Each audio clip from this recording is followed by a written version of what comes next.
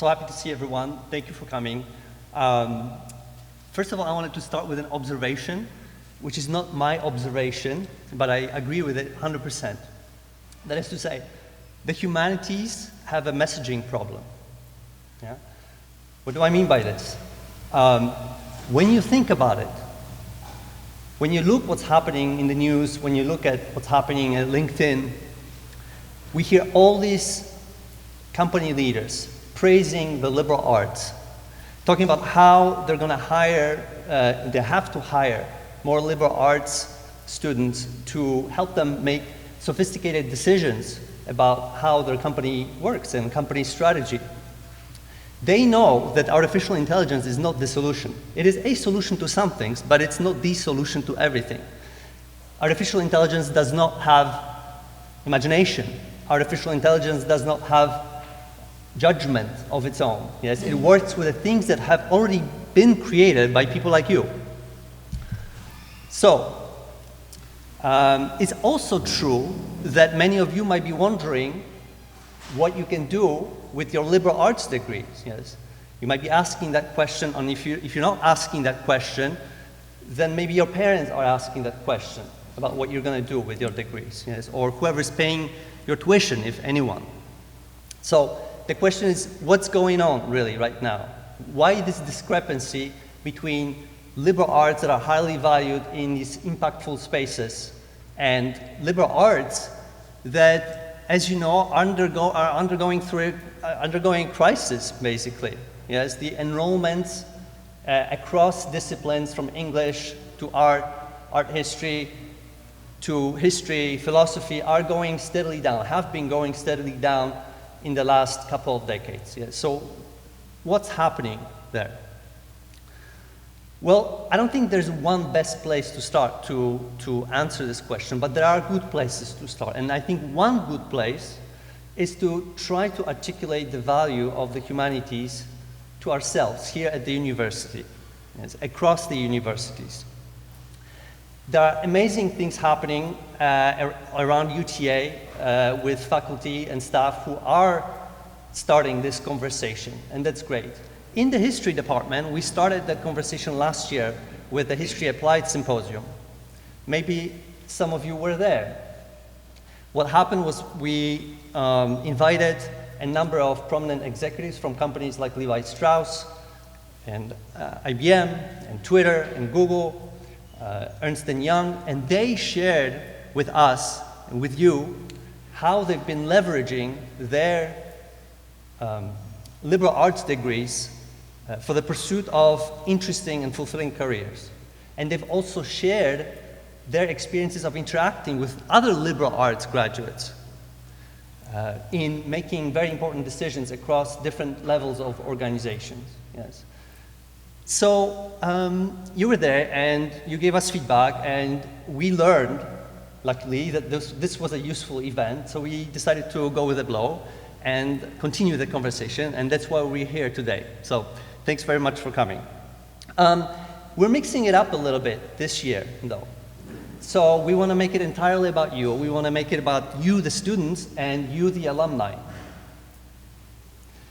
And so we have a panel of our really appreciated alumni who will share with you their experiences of connecting the dots between their education here at UTA in the College of Liberal Arts and finding a role that works for them. We have a number of faculty members and staff that will share resources that are available specifically to you, COLA students, in trying to figure out what you can do with your degrees.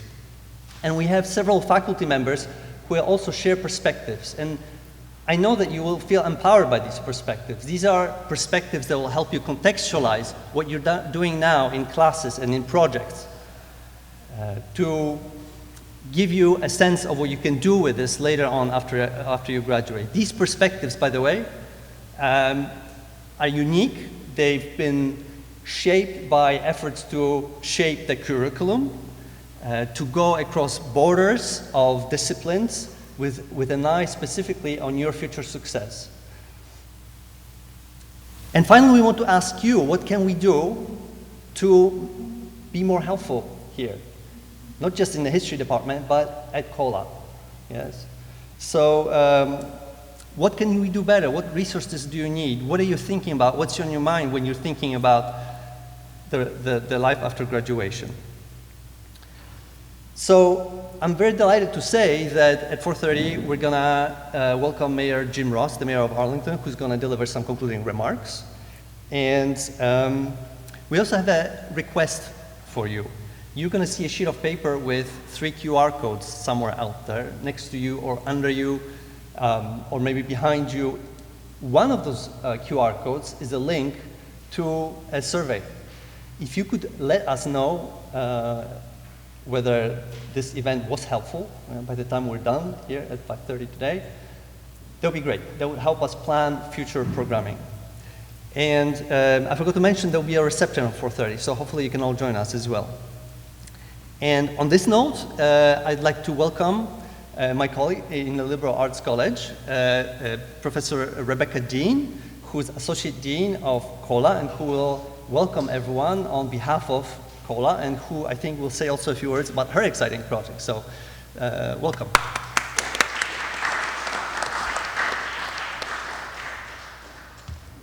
Thank you. On behalf of the College of Liberal Arts and the Office of the Dean, I am so very pleased to be with you this afternoon. While I currently serve as your Senior Associate Dean, my first love is being a professor of political science. It's not hyperbole to say that the liberal arts have shaped the arc of my life. My major was political science, and experiences like interning for state senator were invaluable, but it was my French minor, studying abroad, that my horizons truly began to expand. Studying art history and architecture in French, in France, learning about the European perspective on World War I, and then visiting the battle sites, all of these opportunities revealed to me the power of seeing the interconnections, the intersections in the world that create knowledge and beauty. Students in our classrooms, all y'all, are developing and flexing exactly these mental muscles. You'll hear today from alumni from a range of disciplines who were empowered by the knowledge and skills that they gained in history, philosophy, political science, English, and many more. They translated that classroom work into meaningful and interesting careers. Current students, please listen carefully as they share their stories, and you will discover that you too are developing superpowers. Yes, you heard me right, superpowers. The power of analysis, of deep meaning making, of melding creativity and discernment, decision-making, and leadership.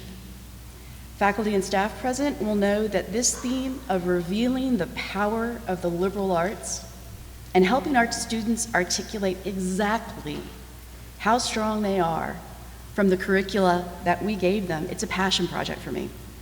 I call it launch, as in we are committed to launching you into your postgraduate life with knowledge, skills, and energy to go out and create the life that you want for yourselves, for your careers, in your communities, and for your families. So I am so excited to sit alongside you and learn this afternoon about the many ways the disciplines across the College of Liberal Arts are doing exactly that every day. So thank you for allowing me to welcome you, and I'll next turn it over to Dr. Stephanie Cole, who is the chair of the Department of History and Geography.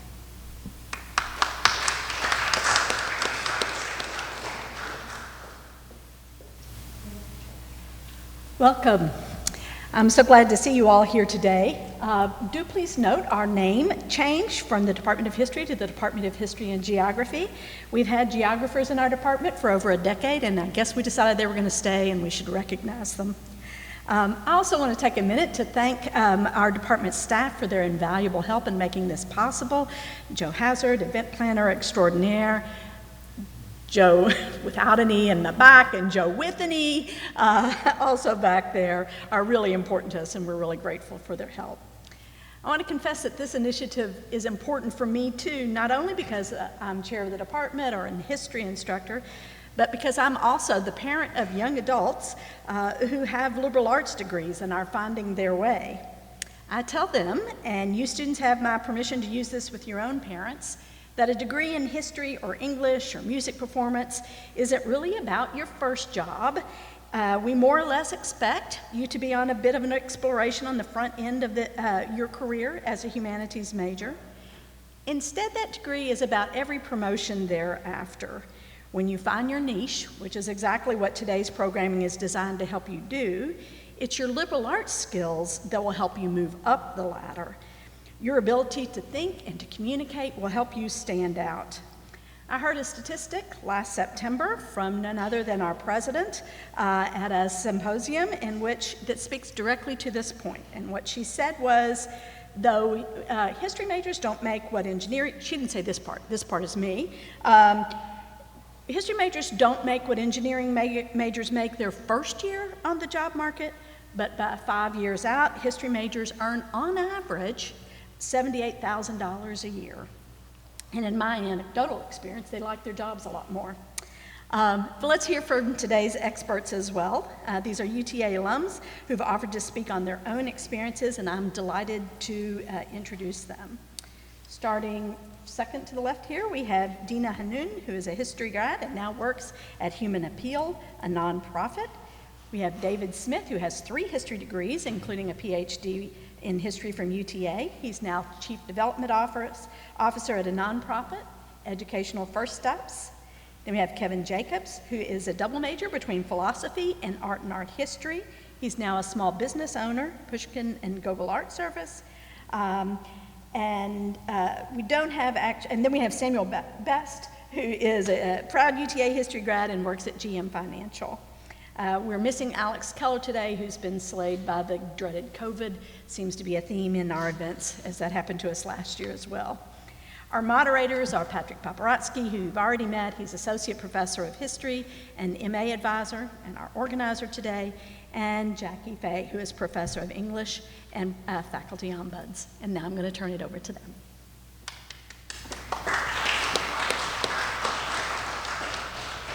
Thank you, Stephanie. I wanted to make a quick note about how this panel has been envisioned. It's less formal than the usual panels we attend, in the sense that we are going to give the floor and interrogate properly our guests here, but we would also like to very much encourage you to participate in it. So there will be some microphones. If you could raise your hand, and there will be someone who will take the microphone to you. Let's make it less formal. Unlike the other panel, will be more formal presentations. Yeah. So hopefully we're going to get some questions also from the audience.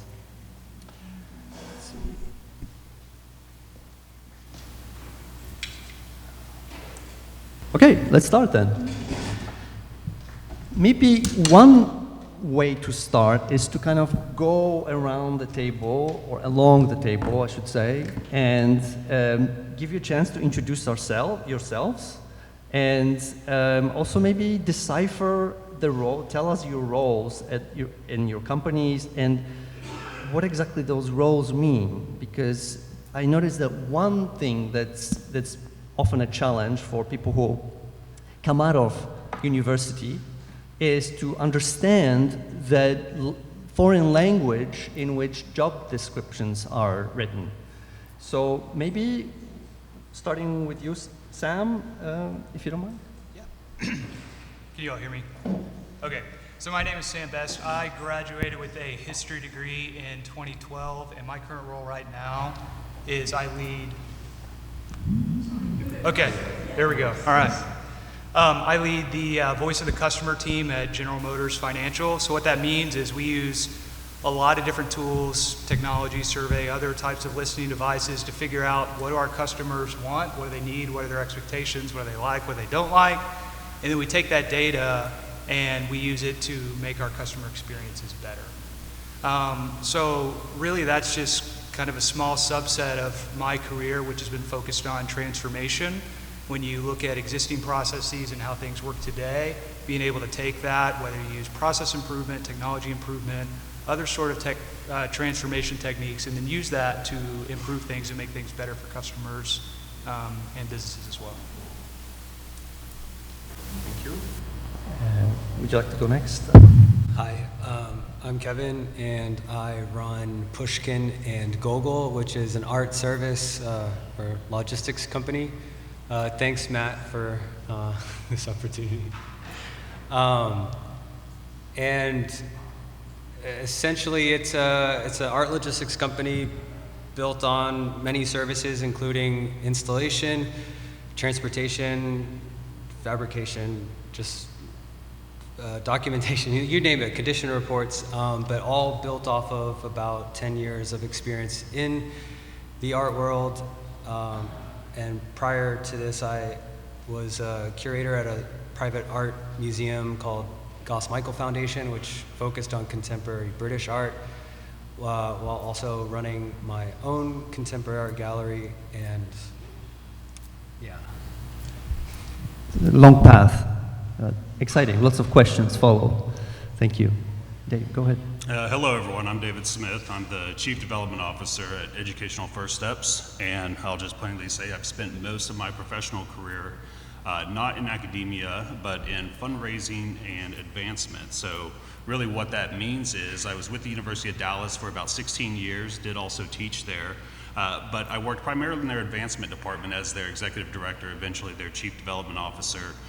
So in application, I'm responsible for everything, including fundraising, marketing, brand management, donor relations, basically everything kind of underneath the sun that would help run a nonprofit. Very directly where I think my degree, my experience in liberal arts applies is, I think liberal arts gave me a toolkit, including the ability to communicate a larger kind of knowledge base about history and cultures that certainly impacts my ability to connect with a larger community. And honestly, just problem solving, that analytical mind, the ability not just to quickly learn information, but apply that to everyday life and to the business world. That's very much what my education gave me and how I use that today. Thank you. Dina, go ahead. Hello, my name is Dina Hanoun. I graduated December 2022 with a degree in history and political science, a minor in disability studies, and a minor in law and legal studies. Right now, I work as a manager of the donor care department at Human Appeal. So similar to his role, I lead a team of advisors in managing donor relations, things like customer service, managing donor accounts, getting feedback, improving the whole org. Donor care is the backbone of Human Appeal, and I'm one of the managers of that department. Thanks. Jackie, do you want to go with a question? Yeah, thanks everyone so much for telling us more about your job titles and what they mean. That's incredibly helpful. I'm wondering, as I'm sitting here and hearing about the degrees and minors that you have, how did those degrees and minors, they don't immediately maybe relate to the current positions that you hold. So what was your pathway through to those positions? Did you imagine that you would be in donor relations, and did you pursue that career in donor relations, or did you find yourself there by a more unexpected route? Whatever the present role. Yeah, maybe starting with whatever Dina, your if you don't mind. Whatever your present role is. Sorry. Okay. So, let's see. So, graduating as a history and political science major, there is no clear path exactly. You don't become a historian right after getting your degree. So I had to be a little bit creative. I knew my skills, I was confident in them. I just didn't know what roles I could pivot into. So I started off broad.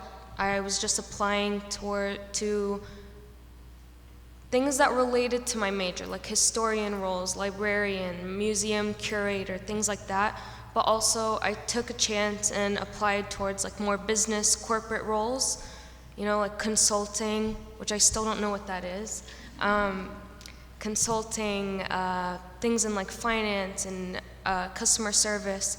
And I was actually DM'd on LinkedIn with this job opportunity. I think someone saw that I was looking for a job. Getting a DM on LinkedIn, sometimes you can think that's a scam, and I honestly thought it was, but I went forward with the interview, turned out to be a legit company, and I've been here for almost 2 years. So yeah, it was just taking a chance, really. Putting yourself out there. Yeah. Thank you. David? Yeah, I think for me, I arrived in fundraising and development probably reluctantly. It's not something that I set out to do. I'll just be very frank about that. After graduating from UT Arlington from the doctoral program, I taught for 7 years at the University of Dallas, but as I mentioned a moment ago, I was also in their fundraising and development department. It was really an organic process, I guess, where I teach social history inside the classroom, so constantly talking about how society was innovating, reinventing itself. That's what I was doing. I then found myself in university communities from a fundraising standpoint, talking that same type of story about how the university was reinventing itself, trying to find its brand, its identity. And so I kind of found this niche, what Dr. Cole was talking about. You know, by the time you get to your second job, you really kind of find what you're good at. For me, it was the storytelling piece and the ability to, well, I should also qualify. It has to be a story that you believe in, and so from a nonprofit, a mission that you care about. But it was about really finding something that I cared about, being a storyteller outside of the classroom, and trying to garner larger social capital, social investment in what we were trying to do. So my niche was really just to become a storyteller and to take that outside of the classroom. So I would never say that I'm a fundraiser. Something about that feels a little bit icky. Instead, I like to say that we're trying to solicit investment and greater partnership. So storytelling outside the classroom, that's how I ended up in fundraising, if you will. Thanks so much. Kevin. Well, maybe with a lot of people, I didn't really have a linear path to how I got here. But my studies at UT Arlington started, I intended to study architecture. And a week before classes started, I got really nervous about all-nighters and all that. And I didn't think I had the immune system for such a practice. So I switched to philosophy, a great interest that I had been developing in high school. And being involved in that program, I just got hooked, and that was like the foundation for everything else that followed. I knew that philosophy wasn't going to be my focus, but was going to be kind of like a groundwork for everything else that I could explore, because with the philosophy program, if you say you're a major in philosophy, people will look at you with a blank stare and they're like, well, what are you going to do with that? And it's like, well, literally anything I want. There are so many aspects to the philosophy program that lead into applied ethics, that lead into law, that lead into neuroscience, that lead into what is a metaphor? It's a very open-ended thing that allows you to look at and understand things in a critical way and engage in debate, and hopefully learn how to write your ideas down in a clear and concise way. But there's also the social aspect of the art program that I really enjoyed, and I clicked a lot with the professors at the time and the students, and that led into an internship that I was very persistent in obtaining at the Goss-Michael Foundation, which led to a part-time position, allowing me to quit my job at Holiday Inn Express. From there, it was just a snowball of taking on anything that they threw at me and learning and being enthusiastic. And from the part-time job came a full-time position, and I was still at UT Arlington, and they wanted to work with my schedule. I couldn't turn it down, so 3 months after that, I'm still living at home with my parents because they're lovely, and my mom's Bolivian and an amazing cook, and so and they're like in Fort Worth, And so with this salary that I had, all of a sudden I was like, what is a stupid thing I could do with all this money, this $27,000 a year? Oh my God, I'm rich. And I ended up getting a commercial space in Dallas. It was 1,000 square feet for $495 a month, and started a gallery and just showed all of these amazing, talented artists that I knew.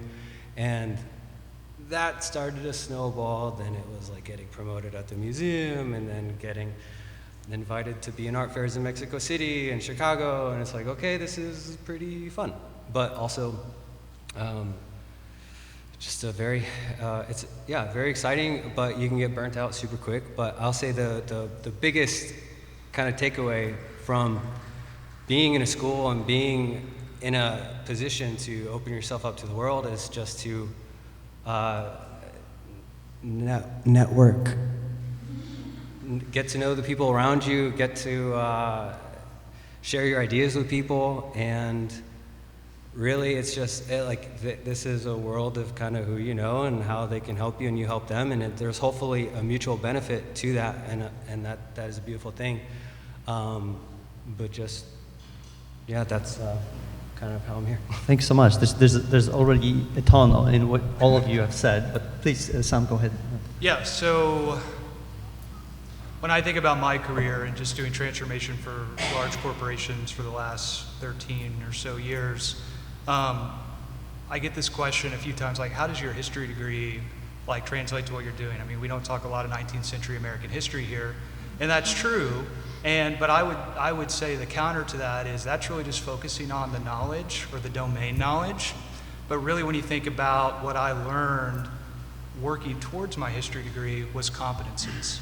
So you think about, like, you know, I just mentioned 19th century American history, you talk about the Civil War, there's dates, there's people involved. That's just the what, that's the domain knowledge. To figure all of that out takes problem solving, takes critical thinking, takes innovation. Where you're a lifelong learner, where you're naturally curious and you want to research and you want to find things. So when you think about it from a competency standpoint, all of those things really translate to what I've done for the career. And it's just an added bonus if anybody needs a lifeline on a game show, I'm here to help. But that's really what's helped me in my career. Got it. So, like I said, there's so much I've heard about. I've heard competencies. And by the way, I think these are all stories that we do not get from your book guide on how to get a job after college, right? What comes through, I think, is the fact that these stories are more often non-linear than linear. And I think they're also full of pitfalls most of the time. I don't know if in this case, there are trials and errors. And so maybe we'll hear about some of them. But I wanted to come back to one point that Dave made about storytelling, how this would be one skill that sort of comes through, I'm sure, for everyone here on the panel. The other thing I heard was the fact that, you know, you get your first job very often. You don't know what your last job will be or what your next job will be, but from what I understand, you kind of learn the ropes on whatever first job you can get, and then realize who you are, what your strengths are within this ecosystem of professional careers, right? So there's that. Another thing I heard just now, that liberal arts majors can do literally anything. And then I don't know if it's a good thing or bad thing. Deep inside, I know it's a good thing, but then the challenge seems like you cannot just say to your hiring manager, I can do anything, just hire me, because they want to hear a specific message. So maybe at some point we can talk about this. I wanted to go back for one moment to your UTA experience and ask you, because I heard also something about internships, right? And how that changed your trajectory, Kevin. And would anyone else like to speak about some specific resource that helped you while you were at UTA, or something that would have helped you, for instance? I can answer that. So I'm assuming some of you guys are current students. If you're majoring in something liberal arts, I really recommend taking up whatever minors you can, something that you're interested in, something that you think could eventually benefit you somewhere down the line. Like it could be liberal arts related or not. Honestly, I took up pre-law and disability studies because I didn't really know what I wanted to do. So I was like, let's broaden it a little bit. And through those minors, I got opportunities. So don't ignore the emails that you get from your advisors. A lot of the times they'll have like internship opportunities or events like this where opportunities are just waiting for you. And honestly, that was my experience. I think I had maybe 3 to 4 internships while I was a student, just because I would look at my advisor's emails or talk to them after class. And those internships were pretty random. So one of them was like transcribing things for a museum. That eventually helped me learn how to use Excel randomly, which I use every day in my job. I had, what was my other one? My other one under disability studies was being like an event coordinator intern for a nonprofit. That, I believe, directly led me into the current role that I have. And through my pre-law experience, I worked at a courthouse, and that also like broadened my network in ways that still benefits me. So one thing I want to say is, while you're a student and you see these internship opportunities, don't put them down because you don't see a direct correlation with who you want to be. Take those chances, because similarly, once you graduate and you get job opportunities, don't turn down opportunities because they don't align with, like exactly who you think you are and what you're deserving of. So in college, I took internship opportunities that were pretty random. And then when I was DM'd this job opportunity, it seemed pretty random, and it was an entry-level position essentially for a call center, and I thought I was smarter than that. I thought I deserved more than that, but it's led me to very quick growth. So I think taking chances, broadening like which ways you pivot, will eventually lead you to somewhere that you like. This is great advice, all those minors. And one thing to be said about soft skills, but you can really maybe show the soft skills once you get into a higher position very often, right? You will most likely get your first job on the so-called hard skills, right? The Excels and so forth after you graduate. Thank you. Dave, do you want to share anything? Yeah, for me, I came to UT Arlington again just for the PhD program, so I was already working at the University of Dallas. As an undergrad, so this is a little bit anecdotal since it's not UTA, but I was always working and had to pay for my own education. So those opportunities to jump at internships to maybe add, to what I was trying to do inside the classroom as an undergraduate, those were always very attractive for me, and I absolutely took advantage of every single one that I could do. Speaking about it from a graduate standpoint, being a working professional and then also in a PhD program, it kind of gave me an opportunity to learn on the fly. And, the type of opportunities that I was looking for there was, symposiums like this, where I had opportunity just to do a presentation, to talk in front of a larger room, to really work on my presentation skills. It's that experience and confidence and ability that is, put day-to-day use for what I'm doing right now. So the internships is a great way to get a foot in the door. Sometimes it's also just being an active participant on campus, just to hone your public speaking skills. That's really where I do a lot of value from here. Thank you. Kevin, do you want to elaborate on your internship experience at all, or? I was probably an anomaly of the internship success stories. I think I was there for like a month and then they offered me a job. So, but I would say if an internship is unpaid, don't take it. Like, they need to pay you. Just don't work for free. The times is hard. Do you not think that the experience for a limited time I'm with you. No. Don't you So think it matters? I'll say the internships being unpaid is beneficial for those that can afford that. And so that is where an issue is in that system.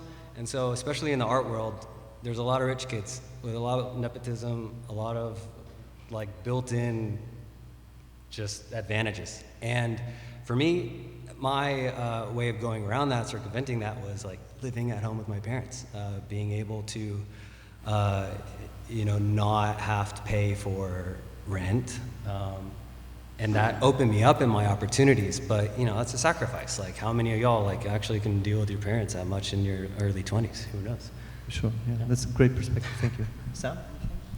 So I didn't have an internship while I was here. I worked full-time though, and went to school full-time, because it's something that you have to do. And I think it's cool, and we kind of heard down here, there's a proverb that I like to use about don't despise small beginnings.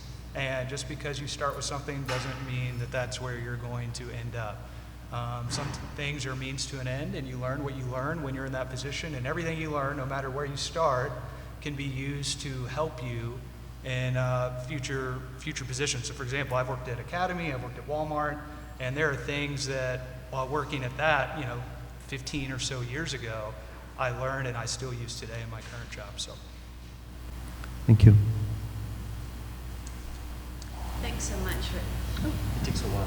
Yeah, thank you for sharing all that. And I really appreciate the way you've all talked so much about being the openness that you brought to your experience at UTA in terms of taking opportunities, even though you may not have known at the time what they would develop into or how they would be of use in the future. There's an openness to experience, to minors, to knowledge, to internships, paid or for class credit, that you have all spoken about, that I think is really informative. Following up to Patrick's question, is there anything that you did not get while you're here at UTA that would have been helpful for you as a student thinking about a career?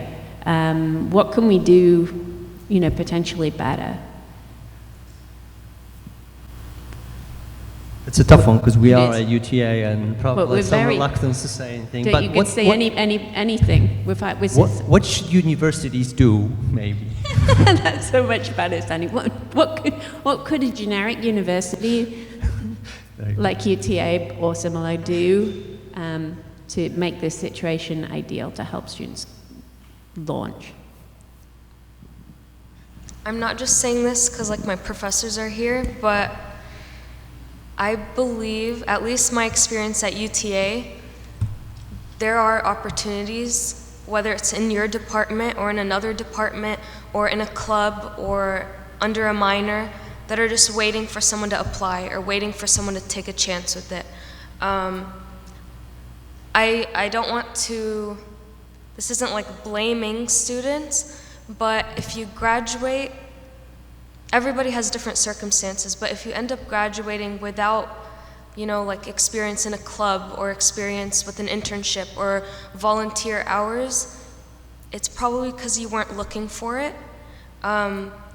Sometimes things come at you and sometimes things require you to dig for it, and I feel like what separated me from my peers is that I was looking for opportunity, and there was a lot, honestly. A lot of these internships that I got, I don't believe it was because I'm some genius or I was better than anyone. It's because I was the only applicant. And yeah, I don't know, maybe other universities can improve. I feel like UTA has things for its students. You just have to talk to your professors and you just have to want it. Actually, something I wrote down from the last event that I went to, it was this event, but last September, somebody said, be surgical about what passion you wear on your sleeve. That is something that I wrote down and it stuck with me. So what I want to say is when you're interacting with professors, when you're in a club, when you're at a job, always wear something on your sleeve that shows the people in that room that you're looking for advancement and you're looking for opportunity, and I believe things will find you. This is wonderful. Thank you. Dave, what do you think? I think it's a really difficult question to answer. UTA is a very large school, right? So if we're talking about creating internship and job opportunities for every alum, that's difficult and maybe not entirely practical From the liberal arts standpoint, though, I think what is practical is continue to find ways, and this goes beyond, everybody in the room, but just as a university community, find ways to connect with the larger North Texas community, particularly the corporate world for liberal arts. And what I mean by that, other liberal arts colleges, to where that's their sole focus, will develop internship programs that place liberal arts intentionally in non-traditional liberal arts fields, right?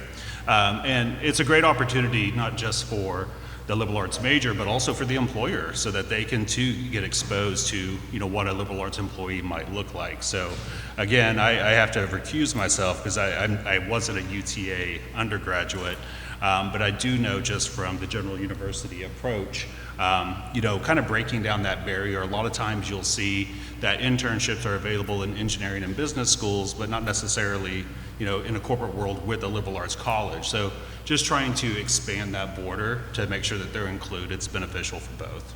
Whatever you can do to give fate a chance, so to say. Yeah, sounds like what both of you have said. Yeah. Kevin? I'm not sure how to add. Okay. Sam, anything? Yeah. So a number of you mentioned networking. I wanted to ask you about this. What do you mean? Because I think a lot of us associate networking with very unpleasant experiences, and yet it sounds like it's crucial. But it doesn't have to be the aggressive pursuit of strangers and pushing business cards, right? Right. Sam, do you want to start? Yeah, I will. So this is, I'm naturally more introverted, and I remember earlier in my career people talk about networking, and I'm sure you all have heard of the elevator pitch, like have it ready to go, right? And that would always kind of weird me out, and it was really uncomfortable for me. But really, I've come to embrace networking and love it, and it's great because, yes, there's a social component to it, obviously building relationships and things like that, but you can take it beyond a social dynamic, and you can say, what can we collaborate on? What can we problem solve? What can we work together on? So I know a lot of networking that I do personally within my company is predicated upon that principle, that yes, we're going to get to know each other as human beings and colleagues, and we're going to learn about your family and your vacations, and all that stuff's great, but how can we coalesce around a common problem that we have and collaborate on that and work together? So I've really found that doing that from a networking standpoint makes it a lot more natural because you have two common goals and you're able to work together to accomplish that. So that would be my advice on networking. Finding genuine points of interest that you share with someone and Exactly. trying to build something from it. Right, because if you're not able to do that, then you always get into this relationship where it's kind of a one-way street, where it always feels like you're asking or you're taking from something or from someone, which sometimes happens, which is okay. But when you think about long, healthy relationships, having those two ways where it's give and take and you work on things together, that's really where the powerful networking happens. Thank you. Super useful. Kevin? So I'd have to say with networking, one way to potentially look at it is just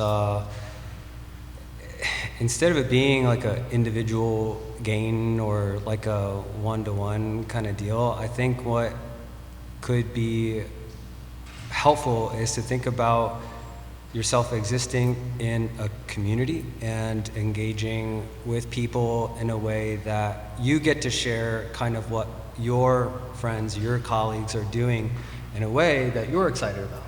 And it's kind of precisely why I'm wearing this t-shirt. This is for the Dallas Zine Fest, organized by one of my really good friends, Travis Lamoth, who did not go to UTA, but he's awesome. And it's just one of those things where like something that can grow organically is now in its third edition, blah blah blah. It's a really great event, but the thing is that through these opportunities that we have, like meeting with somebody for the first time, I think if there's like a genuine engagement and curiosity about what they're doing, then if you can connect the dots to something that you heard your friend or colleague talk about, then that way of sharing is caring. I don't know. It can be beautiful just to share what other people are doing, and it's not just about you. You said excitement, which is also very important, right? It's easier to develop these genuine relationships when you're genuinely excited about something. Yeah. Thank you. Yeah, and I think for me, obviously working in development advancement, networking is a huge component of that because it's not just programmatic resources, sometimes it's potential funding avenues. So networking is essential. It's also something that doesn't come to me naturally. I too am an introvert. That might be common for a lot of liberal arts, but what I have found early on with networking, there is a certain expectation, almost like a role that you're supposed to play, and that may change with the different audiences or different companies or industries that you're working in. And what I have found, just if I could impart some advice, how networking became easier for me is just consistently to just be yourself. And that is not to worry about the industry or the audience, but if you're consistently yourself, that will help build not only your personal confidence, but just the success and, as Sam mentioned, the value of that relationship, because they actually know who you are, just not who you're presenting to be. So networking, not my favorite, absolutely essential though, for the industry that I'm in, but to be successful, just to consistently be true to yourself. Thank you. Like they all said, I'm also an introvert. I like to talk to people, and I feel like I can make connections, but networking, I feel like at its heart is just awkward, because it almost feels artificial. So my approach to networking is kind of a softer approach. It's really just showing up. So showing up as a volunteer to an event that's being hosted, and being remembered as that volunteer that showed up or that volunteer that helped out. Another softer networking approach is, I would say, not leading with what you want to gain from it, but like they said, like connecting with the person, showing interest in their work and the company and whatever is going on, and then leading into it by saying, hey, we saw each other at that event, or hey, I volunteered at that event, and then going from there. But I do hiring in my role, so a lot of people approach me like hard, like, hi, blah, blah, blah, I'm looking for a job. And I respect that, but it's always easier to bridge it by having that that softer approach. Can I add Please go something? ahead. Thank you. Maybe, I don't know, like throw in a joke. see what happens. Maybe just try to ease tensions. I think one thing that's important is utilizing humor in a way that can maybe test boundaries, but also like see where the other person's at. And You sound like an extrovert now. no. My tombstone will say introvert. But yeah, I think humor is a good way to engage with people, and it's like, one dry conversation after another. It's like, okay, you're just going to be forgotten if you say something that's staggering or like shocking or something, but with respectful and definitely within the societal norms of the times. You might be remembered and thought of down the road for something. And I just think that like introducing humor can help kind of like soothe the tenseness in certain situations. Do you have a follow-up comment? I want to add on to that, being remembered. So something my dad always says is that someone is always watching, and that has proven true during my time in undergrad and in my current job. When you show up, when you ask questions, when you show interest, someone in that room is likely watching and might approach you for an opportunity.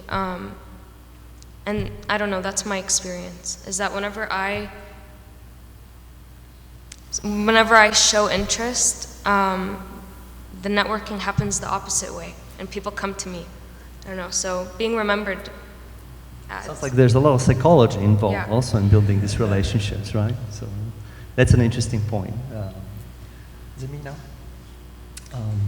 I wanted to ask, let's see if we can fast forward a little bit and ask you about that moment where you've graduated from college or finished your doctoral degree, and you went on to have that first conversation with whatever role showed up on your radar with the person who would be hiring you. Could you tell us a little bit about how you kind of pitched yourself and how you translated those experiences at UTA in college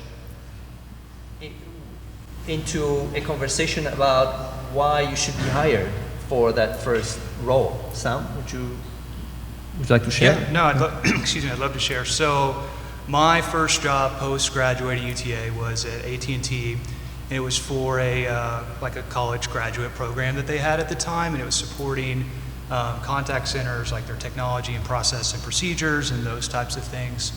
So really the expectation was that it was somebody who just graduated, so doesn't have a lot of like real world domain experience. So when I talked earlier about competencies and things, that's really what I talked about in that job interview, is like, hey, I don't know about contact centers, or I don't know about IVRs or all this other type of stuff that's happening, but what I do know is that I can solve problems, I learn fast, I'm naturally curious, and those type of competencies, I think the hiring manager was able to see that this skill set that he's demonstrated so far to get to where he's at, either through school and the other jobs I had at the time, would translate well. And really a principle that I've always lived by is when you think about the competencies versus domain knowledge debate, what's easier to teach? Is it easier to teach somebody how a call center works, or is it easier to teach somebody how to solve a problem, or how to critically think? Well, it's easier to teach somebody how a call center works, right? So if you have that kind of base foundation, regardless of where you go, it's a lot easier to layer specific industry knowledge on top of that. And then one other story just to mention. So I had a mentor at the time. When I did get hired, my first mentor, she was a VP at AT&T, and I think she had been there about 30 years. And she asked me what my degree was in, and I'll never forget this conversation. I was like, history.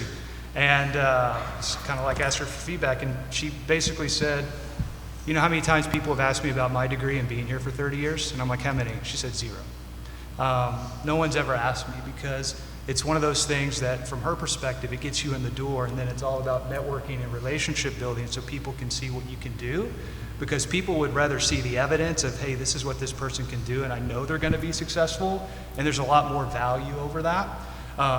So I just wanted to share that as well. At some point, the degree doesn't matter, and Right. just a pile of things that you've done, and now it's all about what you can do for the company. Yeah? Exactly. Thank you. Kevin?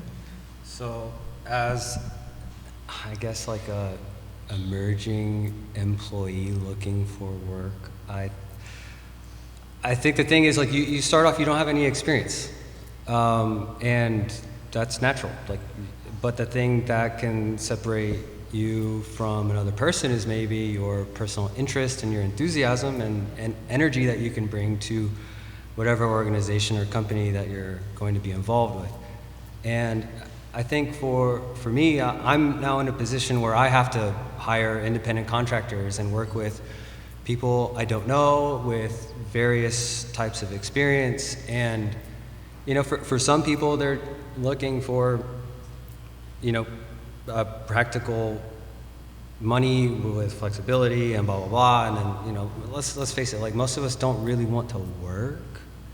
Like, I mean, who wants like just a job, just to have a job? I mean, I would love to have like some kind of, like, live in some anarcho-communist utopia, sure, but like at the same time, we have our real, you know, struggles of today, and I really think that without having experience, just showing up and being curious and enthusiastic about whatever it is will help rather than hinder your opportunities.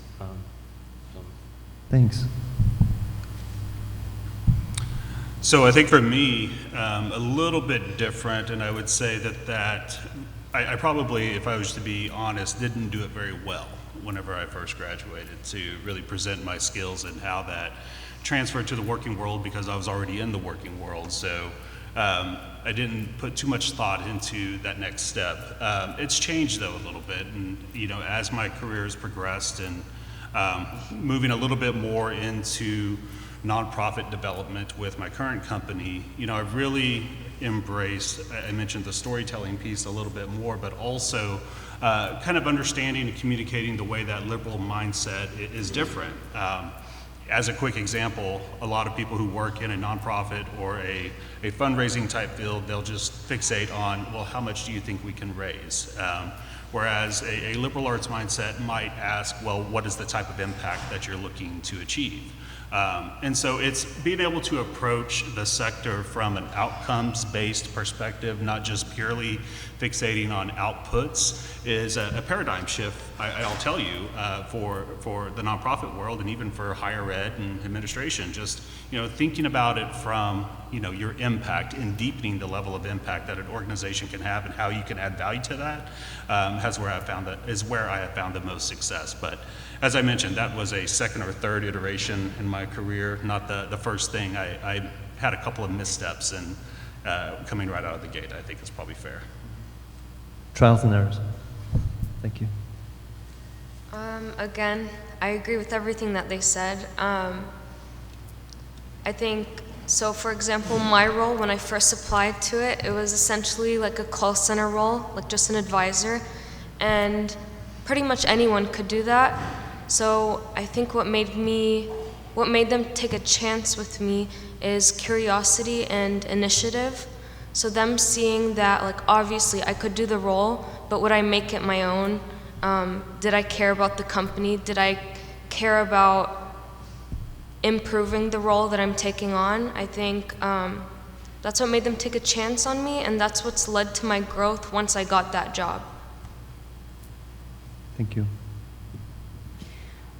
Thanks. I'd like to return to something that's mentioned earlier, and that was mentorship.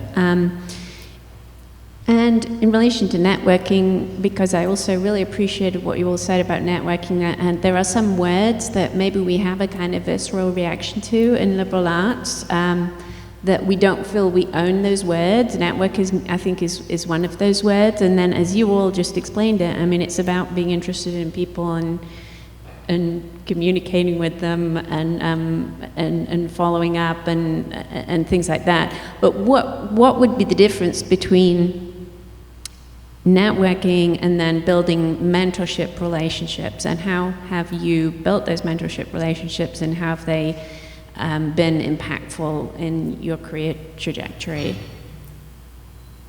Anybody, really? I'll say with the development of my company, which is again an art service, our handling company, it stems from experience working as an independent contractor prior to and during the early part of the pandemic with my friend and mentor, Jason Cohen, who runs the Box Co., another art handling service. And the thing is with Jason that he was the exhibitions manager and coordinator at the museum that I started off working when I was 22. So we have a very long relationship, and I just, from the very beginning, I had a deep respect for him and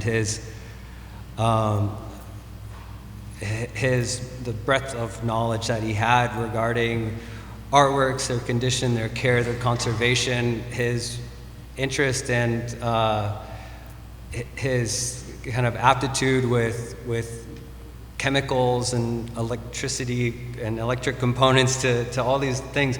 And he's a very fascinating person and a great business owner in his own right. And he was the one that helped instill or encouraged me to basically just I bought a cargo van during December 2020 with maybe some or too much of the stimulus money that was given to me.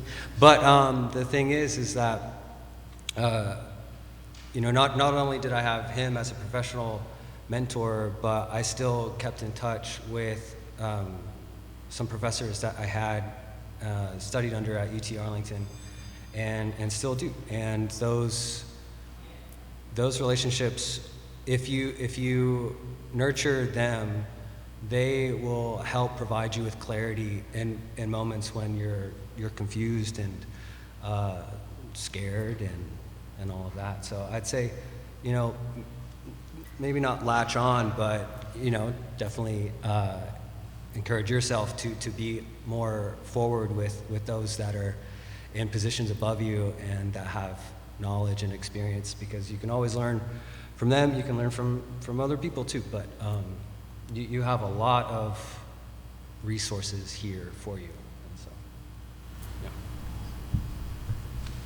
yeah. Yeah, I think with mentorship, it's interesting. I had somebody tell me one time that, look at it as like, I've been where you're going. And just kind of what you were talking about is there are people that maybe are further along the journey than you, and everybody has their own individualized journey. And there's going to be similarities amongst maybe pitfalls. We've talked about trial and errors, mistakes, what things work well, what things don't. And you can really leverage somebody's life experience where they've gone through something similar that you are as well. I would say how to get a mentor. If you work for a corporation, a lot of companies have formal mentorship programs. So like GM Financial, we have a wonderful mentorship program. I participate both as a mentor and a mentee. So there's formalized stuff, but don't be afraid to build those informal relationships as well. There have been times in my career where I've just asked people, hey, do you mind mentoring me for a little bit? Or people have asked me that, maybe around, could be just like a larger type of thing, or it could be like, hey, I'm kind of working on this or struggling with this. Can I, kind of get your thoughts a little bit for a couple times a month. So there's really opportunities. If you want to learn, you may just have to step out of your comfort zone. I know that being an introvert, it can kind of be hard, but there really is a lot of life lessons and a lot of value that you can learn from others, just like you do learning from your professors and those around you. You can do the same thing post undergrad as well too. Thank you. Yeah, I think for me, mentorship has been very important. My chair of my dissertation here at UT Arlington was Dr. Morris, Christopher Morris, and he was the one who really kind of planted the seed in my head that I didn't have to teach, for example, to be a historian, right? He was always challenging me to think about what a historian means in today's society and how can work outside of really traditional landscapes and environments. And I have to tell you, at the time when I was trying to finish my dissertation, was really wanting to get a teaching job, I might not have been as receptive to that, but it was honest, it was actually inspiring, and it was eye-opening too. So I think the level of mentorship that I got at UT Arlington, honestly, and I see Dr. Garrikus was back there, he was on my committee too, so many people impacted me in such a positive way outside the classroom just by, inspiring me to continue to test my personal boundaries, right? How that's applied to me, it's changed my management style. In higher ed and in nonprofit, I usually manage a team of somewhere between 10 and 15 other people. And so I've applied that mentorship approach and almost that teaching mindset to where, I want to give them enough space that they develop confidence. I don't want them to struggle, but I also want them to find some sense of pride and work ethic in the work that they're trying to do. Want them to feel empowered and willing to take a risk, right? So those are all things that I learned from my own mentor here at UT Arlington, and I've told Dr. Morris this as much, and so it's something that I'm very indebted to UT Arlington for. Thank you. So mentorship has been huge for me, and I've noticed a pattern in my mentors that they don't know they're my mentors, and a lot of the time that'll be the case, and maybe that's better, so it's less transactional. And then B, they are very different from me, so they're in completely different industries, completely different age group, different background stories, but that's where I see the most benefit because it broadens your perspectives.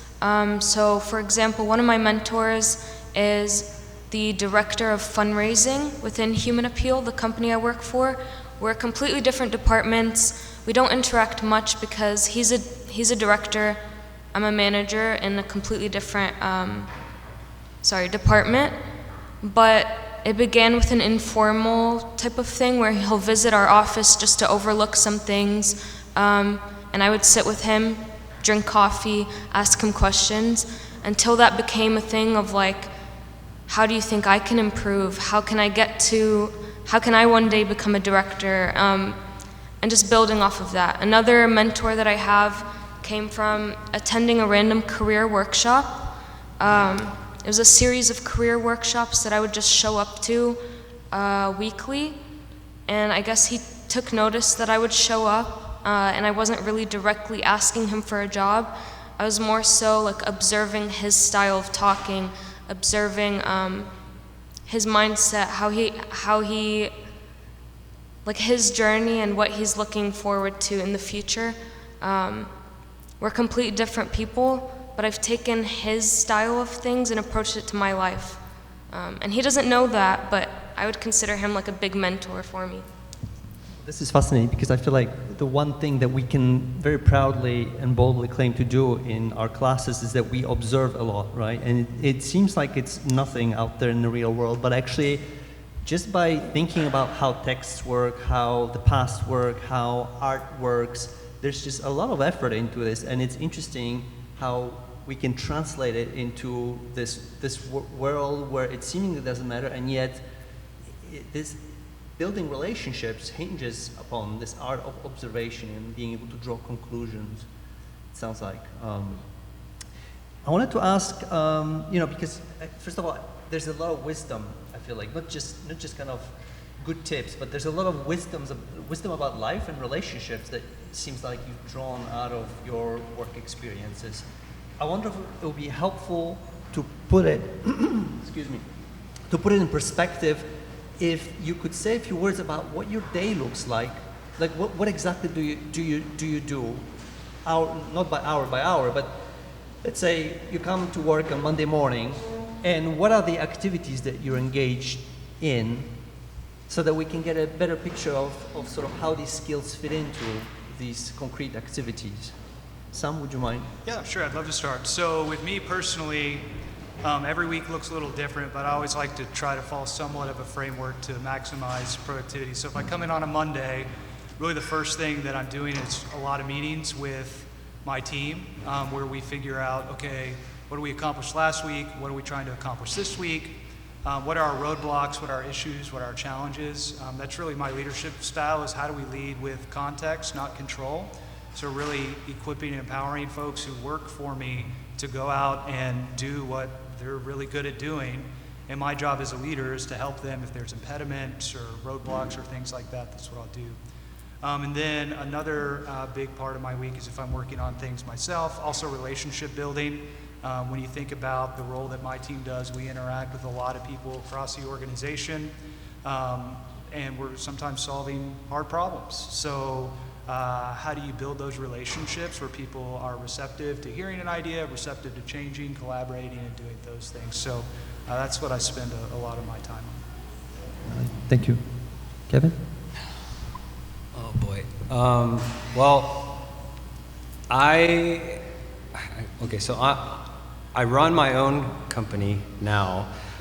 It's, besides having run my own art gallery, which I started in 2011, that was more like a side project. I never really made money with it. It was just a passion of mine. But now, I feel like I might as well be a lawyer or something. I am constantly working, and but it's with the idea that there will be a fulfillment at some point. I'm 3.5 years in.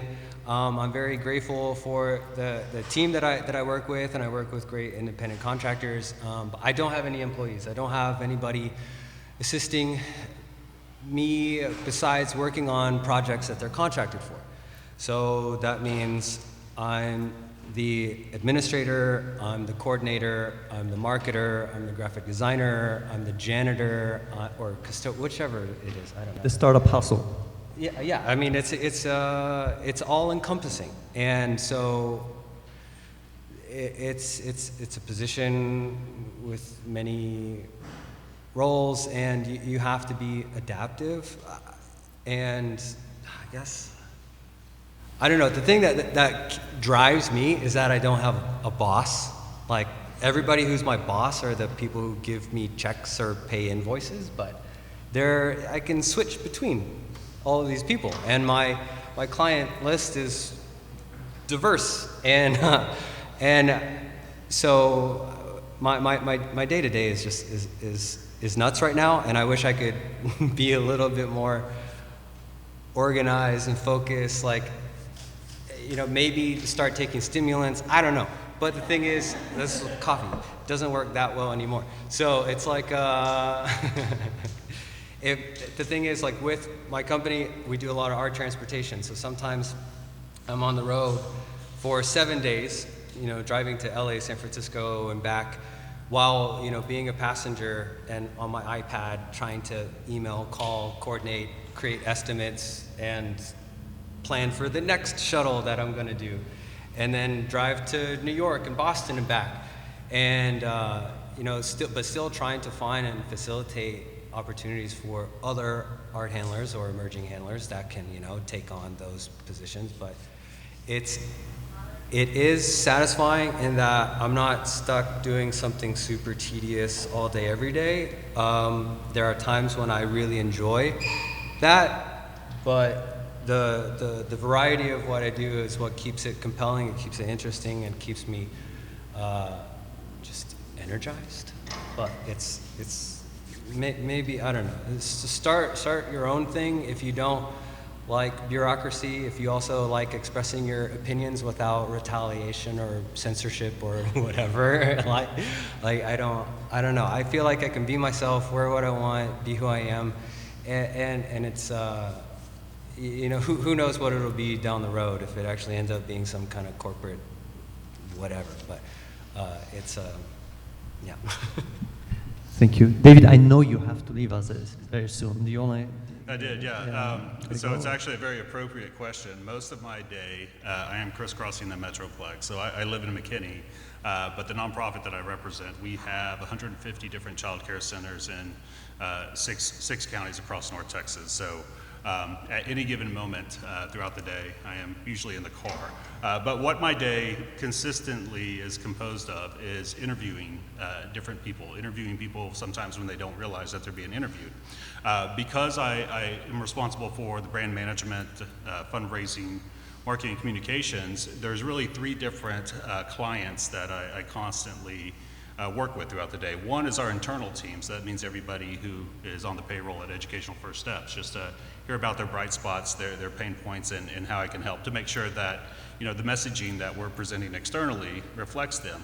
The second one is our internal audiences, and that's, you know, I left Fort Worth to come here, and I'm on my way to downtown Dallas to visit another child care center. So we want to talk to those center directors, teachers that are at the heart of the nonprofit that I represent, right? But want to make sure, again, that we're reflecting their stories, that we're communicating honestly, and that our storytelling is on point.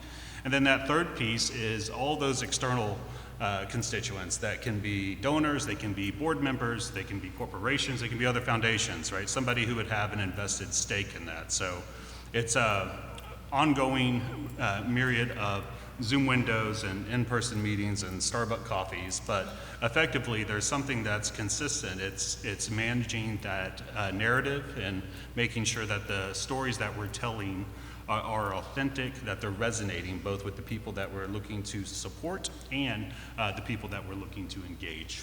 So again, I do have to step out. I apologize. Thank you so much for having me. Thank you for being able to make it during your busy day, obviously. Thank you so much.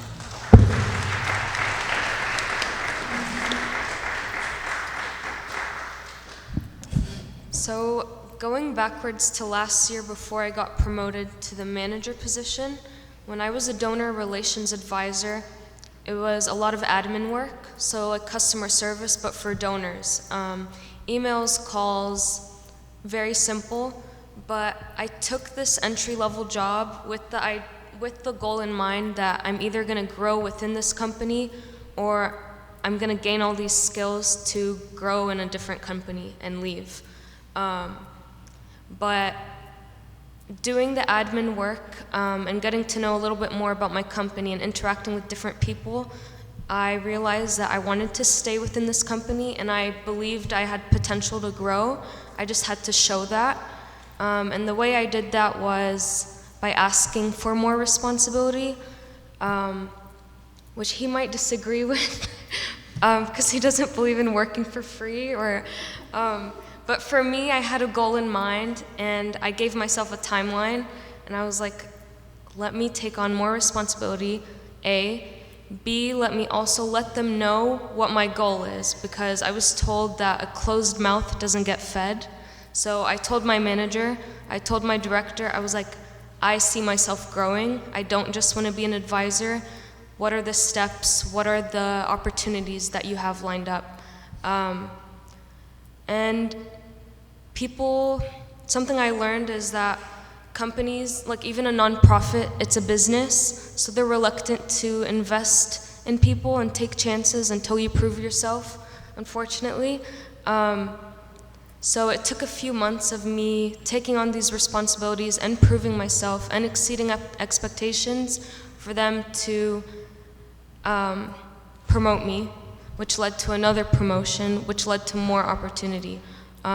So now, going from just like admin work, I became a team leader of the advisors, and now I'm like a manager / supervisor of the advisors. And so now I do the delegating of tasks for the advisors, like you guys do this, you guys do that. And I also now report to our stakeholders. So I believe the director and the CEO and the higher up people that saw that I had that initiative and that interest in growing, now that I'm in a higher position, I directly report to them. And so my day-to-day is delegating tasks to the advisors and reporting directly to the CEO by like creating weekly reports of how many donations we've had, how many new donors we've had. So I just want to emphasize that like I was just a call center agent, but because I made it known that I have this interest in growing, if they were willing to invest in me, now I directly report to the top people in the company. Yeah. Very useful. Sounds like there isn't a single formula that's universally applicable, but it's whatever works for you if you're willing to think about the next few steps, right? Yeah. Yeah. Go ahead, yeah, for sure.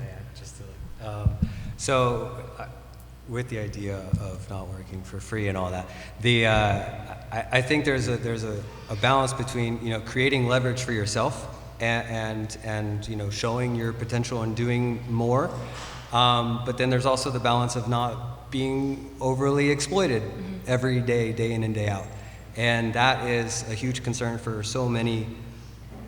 The entire world and working class population. So. I'd say that's a distinction that I would like to make with that.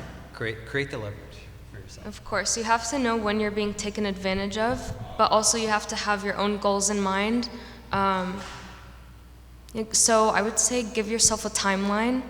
Like if I don't see opportunity or growth by the end of the year or by the end of X amount of months, it's time to move on.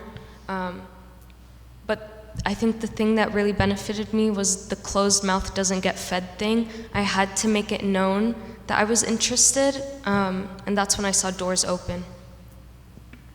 Great, thank you. So we've been talking for a while, and I think there's a picture emerging about the different trajectories of our guests here and the kind of different skills that they've applied and what they learned along the way. And so we were wondering if there are any questions from you. Please, Keshav. Also the mic person. Hi, thank you so much. It was really informative. So I think one theme that was coming from the panel, and you answered, I think, pretty convincingly, is that humanities have been useful to you in your job, and you found skills that you've used, and that's been a sort of thesis. But maybe another reason that we study humanities is also sort of like, as opposed to science or engineering, might be an interest in self-actualization, happiness. So a question I had for you is, are you happy in your job? And if so, is any of that attributable to your degree or your studies in the liberal arts? Or is it all that this is just something you can do, that you could have done engineering, but we did this and it was useful? Is there something distinctive about this that is better for your life? And I think Mr. Jacobs talked a little bit about his life being fulfilling in some way, but maybe you could expand on that as well, or if any of you are. And if you're unhappy, then just say it and tell us why and how much your degree contributed to that.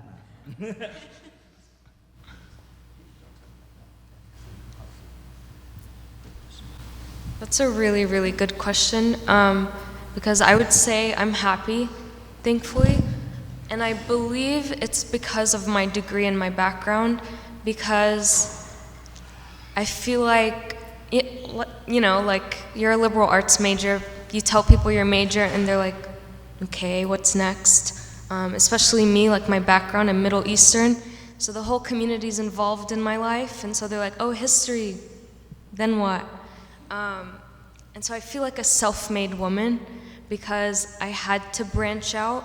Like I don't regret majoring in liberal arts. I believe it's benefited me a lot. I believe in the workforce, it's made me stand out a lot. And now that I have a role in hiring people, I've noticed consistently that the people with liberal arts backgrounds are our best employees because they're curious, they're creative, they have different perspectives. They don't have a one-track mind where it's very technical and straightforward. They're very broad in their thinking. And yeah, I'm very happy and I'm very proud of myself. That's something I don't think I would have been if I just went from business degree to business job. The fact that I had to find my own way and like have trial and error has made me have like a real sense of self that I'm thankful for. It's great, a sense of self and happiness. I mean, all these things that maybe don't make it onto the CV, but are super important for well-being. Maybe because I've moved past my 20s, I could say I'm maybe beyond being clinically depressed, but I would say I'm not happy. I'm not. I find that committing to something that takes up, 80 hours or whatever of your week, every year, like, it has to be something that does something for you. And fortunately for me, I think my fulfillment comes from the fact that like I am like self-sustaining, that these things, the thing that I do, the business I built is based off of my effort and those that I've collaborated with along the way. And I don't want to lose sight of those, those people that have helped me and who I've helped.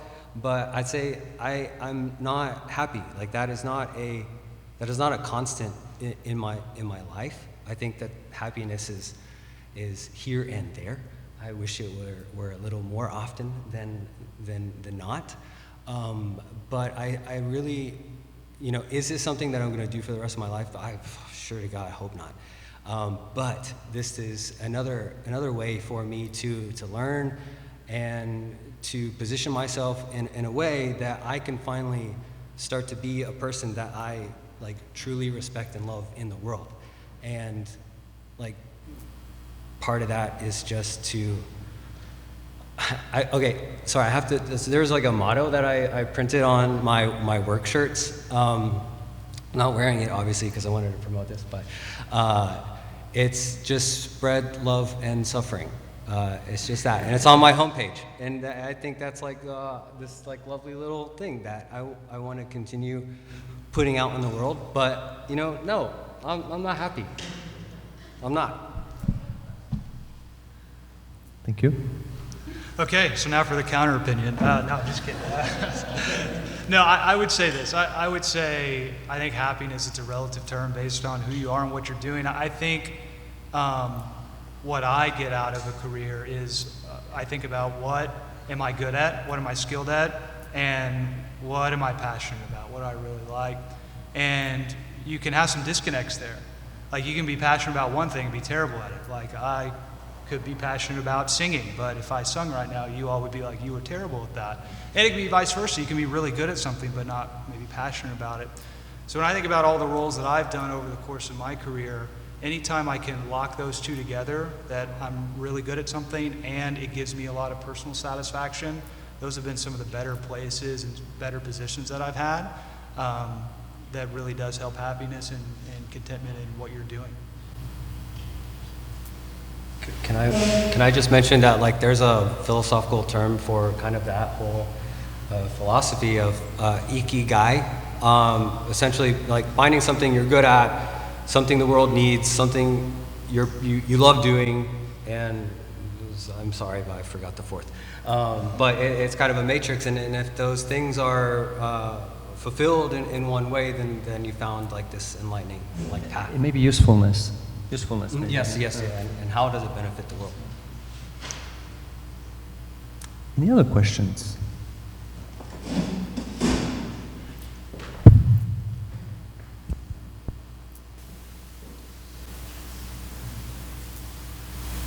Can I add something? I'm sorry. Something that I had like when I was a student, again, going back to my culture, doctor, engineer, lawyer, I think a lot of cultures can relate, and so I was like one of the few in my community that was liberal arts, and I had to constantly defend that. I took it on because it was something I was passionate about, something I cared for, but when it comes to a job, if you're looking only for happiness, I don't think you'll find it in any job. I think take on roles and see what makes, how do I say this? Like, are you content? Do you feel yourself growing? Are you pleased with yourself? Finding happiness in a role is kind of impossible in any industry. But if you can at least feel like a little proud of yourself, then I think that's better than happiness. Not better, but more realistic. Okay, so I heard some of you guys talk about how you do interview and like hire people. So for those of you who do, or even just, maybe you didn't hire those people, but you are working with people from like a younger generation, what is something that you see as like really lacking, like a commonality amongst like new hires, new graduates that they really need to work on that makes a difference? Attention. I mean, it goes without saying. I mean, the younger generations are more, they lack the attention of other generations that didn't grow up with the same kind of technologies in their palm of their hand. And just, I think that's like a huge thing, is attention and conscientiousness maybe. Like, it's just being aware. I think when I'm working with younger people, there's also like a hesitancy to communicate certain things, and it's like, sorry, like I don't have Snapchat. Like what you're trying to say, I can't, I guess, understand unless you like tell me. You're explicitly verbal or communicate in some other way. And so, like the other thing is like speaking on the phone is a weird thing for a lot of people. I love it. I think I could just be on the phone all day just pacing. And yeah, I'd say those things by and far. Like, yeah. I'd say for me it's patience, and I'm just thinking back to right after I graduated, that's probably advice that I would give to a younger version of me. I think I've worked with a lot of people who are new to the workforce, and I think there's not a appreciation for that there's a lot of development that happens in the process. And when you think about a process, the natural implication is that there's time associated with that, right? So sometimes staying in a role, learning new things, stretching yourself, growing, and having some patience to trust the process is really important. I would agree. I was going to say flexibility, which what I meant by flexibility was patience.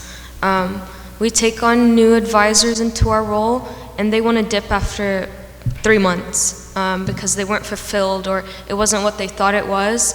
But not every job is going to be exactly what you want right away.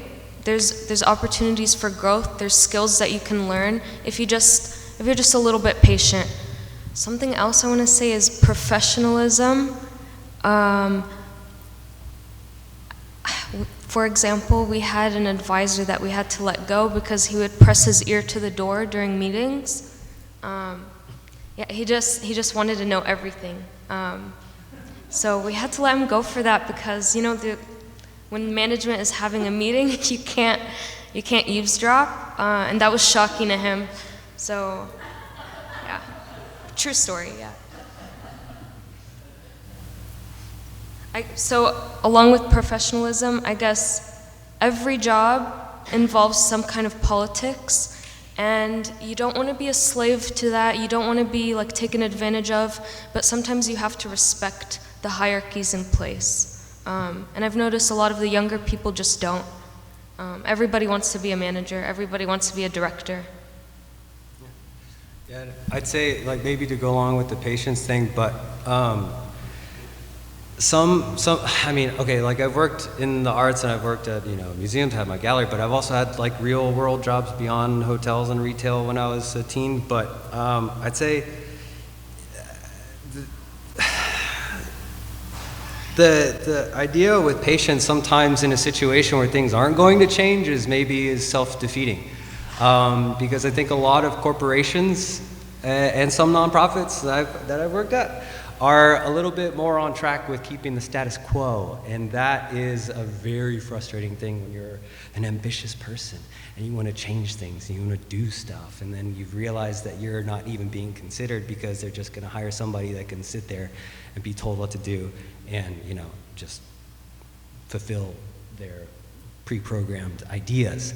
And I think that's another thing that like influenced me and the decision to want to take on my own journey and start my own business and be this entrepreneur, which I guess is the only thing that was consistent through my life as a kid. Just like if somebody asks like, what do you want to be when you grow up? It's like, well, I just don't want a boss. I hate authority. I don't know. Or at least like I want to respect legitimate authority. That's I think the main thing to that. Yeah.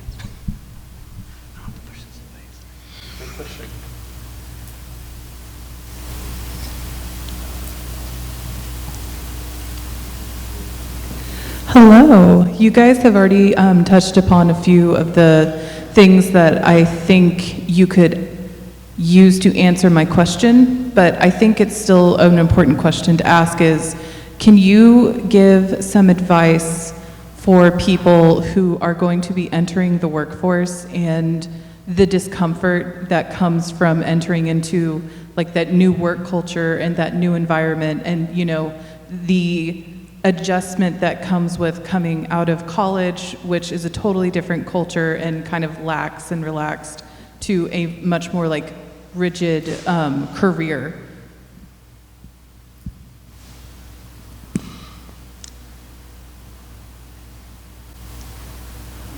I don't know. I just maybe just continue to try to be yourself and do, you know, like fulfill the objectives, but try to keep a sense of who you are with you there, because I think the thing that sucks with a lot of jobs is like they want to strip what is there of you and extract value from you, and then you know, so so I think if you can just like enter into a new work culture and you know, find out how you fit in there rather than forcing yourself to fit in that, I think will help with your own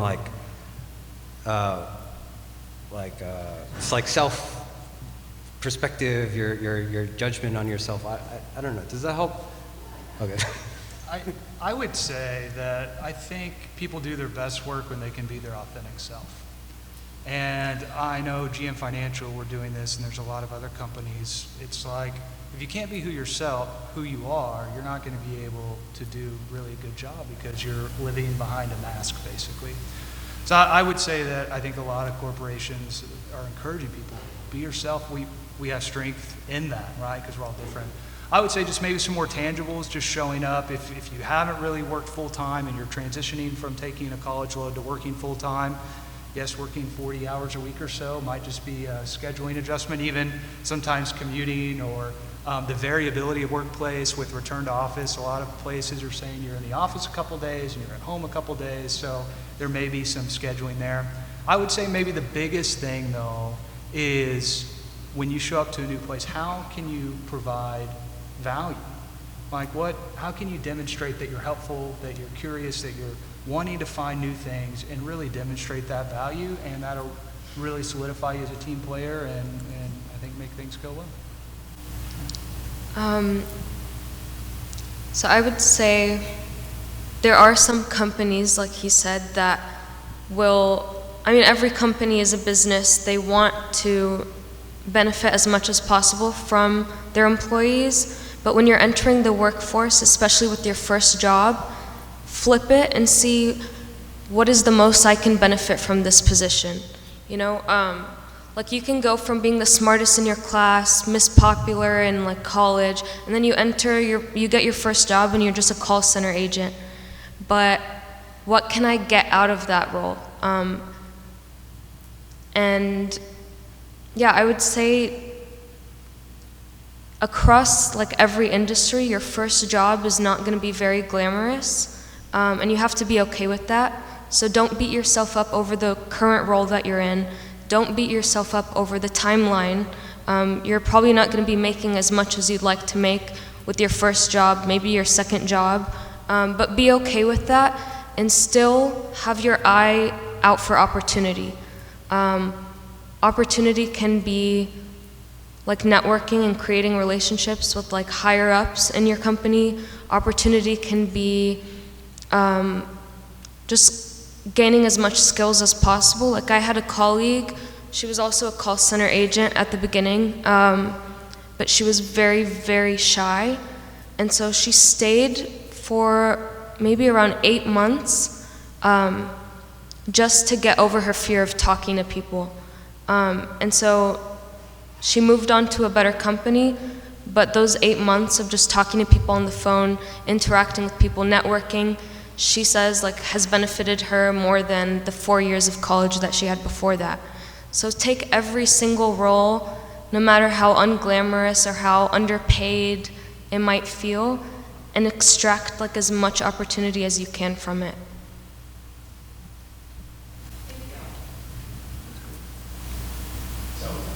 Quickly, thank you guys so much for coming. A couple of quick comments. Kevin, even if you find that communist utopia, they're going to assign you a job. For Dina, outstanding job. Sam, great. Dina, you were going to be a success no matter what you majored in or what field you pursued. My question is, can you tell us a little bit about Human Appeal? What is it? Okay. Yeah, so thank you so much, by the way. That was very sweet. Human Appeal is a nonprofit organization, so we're a charity. We've been working for over 33 years across over 24 countries. Our priorities are poverty alleviation,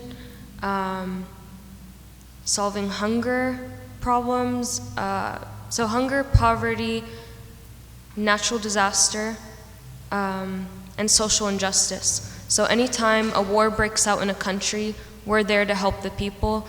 Anytime people are hungry, we're there to provide like instant relief, like meals, but also we have a focus on opportunity so that the people that we're helping are not just receiving like a one-time meal, we provide jobs for them.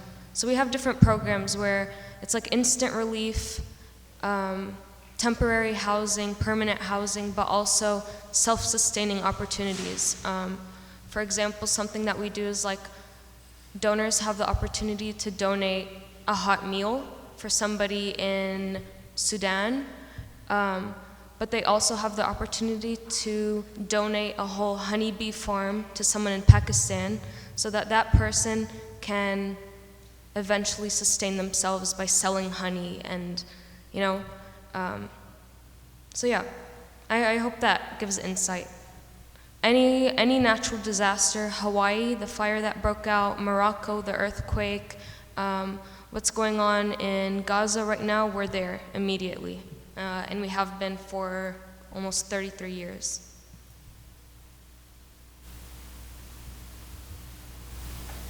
Any other questions? Yes, please.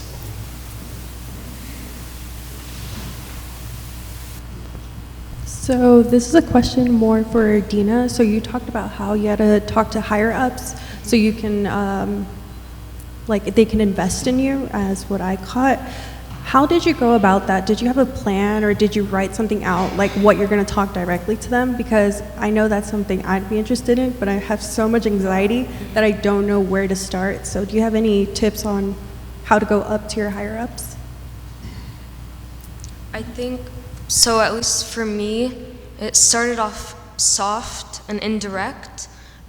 So, let's see, like our directors, the managers, the CEO, they would visit our office. And I'd get invited to sit as like just another advisor. But for example, I've always been a note taker. Like I always have a notebook. So I just showed up to the room with a notebook in hand, and the CEO goes, "Why is Dina the only one taking notes?" So everyone ran up and got their journals. That stuck with him, and to this day, like 2 years later, he's like, "Dina's always taking notes." And so now he requests from me like weekly reports, like I want it directly from Dina. So it's that thing where people are always watching. I would say I have anxiety, I'm more introverted, but just by being myself, someone's taking note of that and someone's gonna value that. Another thing is taking opportunities that might seem useless. So like they'd be like, "We're going out for dinner, feel free to join us." I'd be the only one that showed up. And so I was like 22 years old with a bunch of like 50-year-old men. But they remembered that. So when an opportunity came, they reached out to me. So I think I started off soft, like just showing up, showing interest and initiative. And then I became more clear with like, hey, I want to grow. And yeah, those direct requests were able to be seamless because I established those like softer relationships with them. Thank you. Well, unless there's one last question for which we have time, I think that we are actually nearing the end of this panel. So it remains to thank profusely our participants for all the wisdom and all the advice and all the really deep explorations that I heard at least. And thank you for your questions. Thank you. I need to speak to the microphone. So let's give a round of applause to our participants.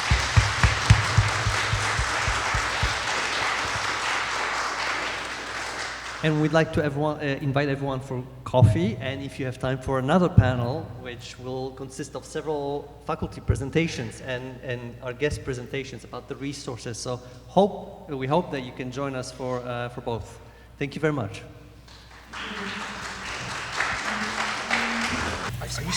Hello. I think we're ready to get started again in our second panel here of Humanities Applied. Thanks for those of you who stayed over. Thanks to others who've just arrived. And let me say once again, thank you to the staff of the History and Geography Department. My name is Stephanie Cole, and I'm the chair of the History and Geography Department. Name's still new to me. And really that means that I am the beneficiary of the world's best staff. So Julie Hauser's over here, Joe Carpenter's in the back, Joe Wallach isn't with us anymore, but they have really done a great job and we're very grateful to them. I also, before I get into my introductions, want to call your attention to the flyers in front of you. If you're not actually one with you, look for it. One of those has a survey. You know, people are always asking you what you think, but there's some questions on there like what would you rather have heard as well. So we are building this program on the comments that we get from year to year. So those, we really do listen to that. Please help us out if you have a moment. And so I'm going to do my introductions now. I want to suggest to you that I'm here not just because I'm the chair of this department and this is what we're working on right now, but also because I, as the parent of recently graduated children and stepchildren with liberal arts degrees, have learned a ton. Sitting last year at History Applied, this year at Humanities Applied, I've learned a ton, taken a ton of notes. I have some liberal arts offspring that have launched themselves very well, and at least one who's still working on it. So I'm taking notes, and I hope you all are too. We've got great help in learning about what you can do with a liberal arts degree, how to hone your liberal arts degree, what you should be looking for this afternoon. And I'm going to introduce these people all at the beginning and let them take over. This is Daniel Usera, who's a clinical associate professor in the College of Business, also an entrepreneur and career coach. He's going to speak on the liberal arts of the business world, pathways for arts and humanities majors. Next to him is Matt Clark, who is an artist, associate professor of practice in the Department of Art and Art History, and he's the faculty director of the Center for Entrepreneurship and Technology Development. He'll speak on the entrepreneurial mindset. Next is Ashlyn Walker, who is the University Talent Advisor, also at GM Financial and a TCU liberal arts grad. I'm not holding that against her. She's going to speak on navigating your career with a liberal arts degree. And last but not least is Nicole Dickens, who's Associate Director of Student Development and Career Readiness. She works at the Career Development Center here at UTA, and she's going to speak very directly about career resources for COLA students. Thanks for being here, y'all.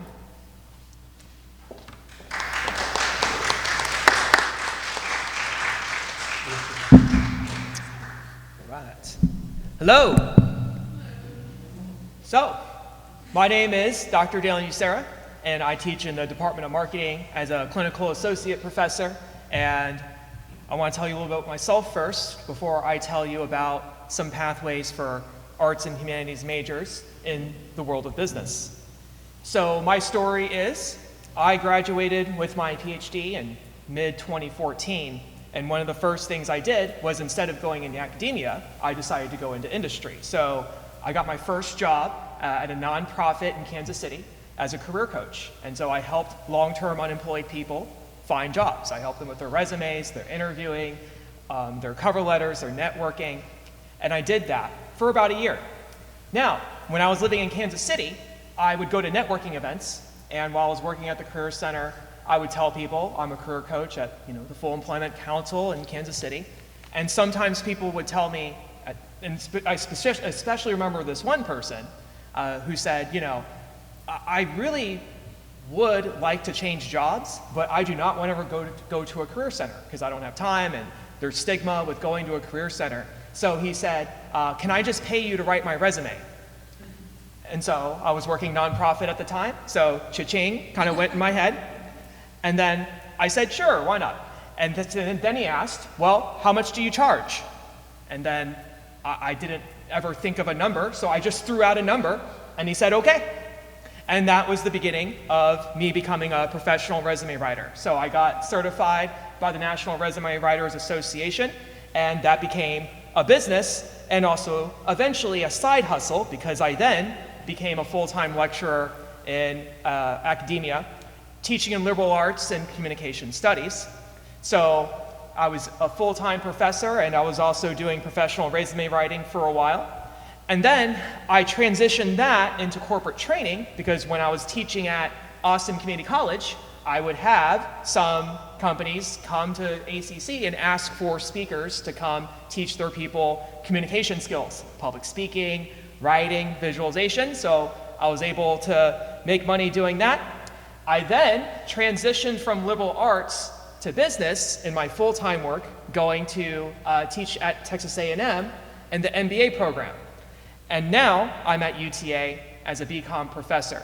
So I've always had two jobs. I've had a full-time academic job for the most part, and then I've always had some kind of side hustle working in industry. So I've actually have had to cross this bridge 3 times, because I had to sell my liberal arts PhD to the job market to get into my full-time work. Then I had to take my industry work and sell it back to liberal arts to start my academic career.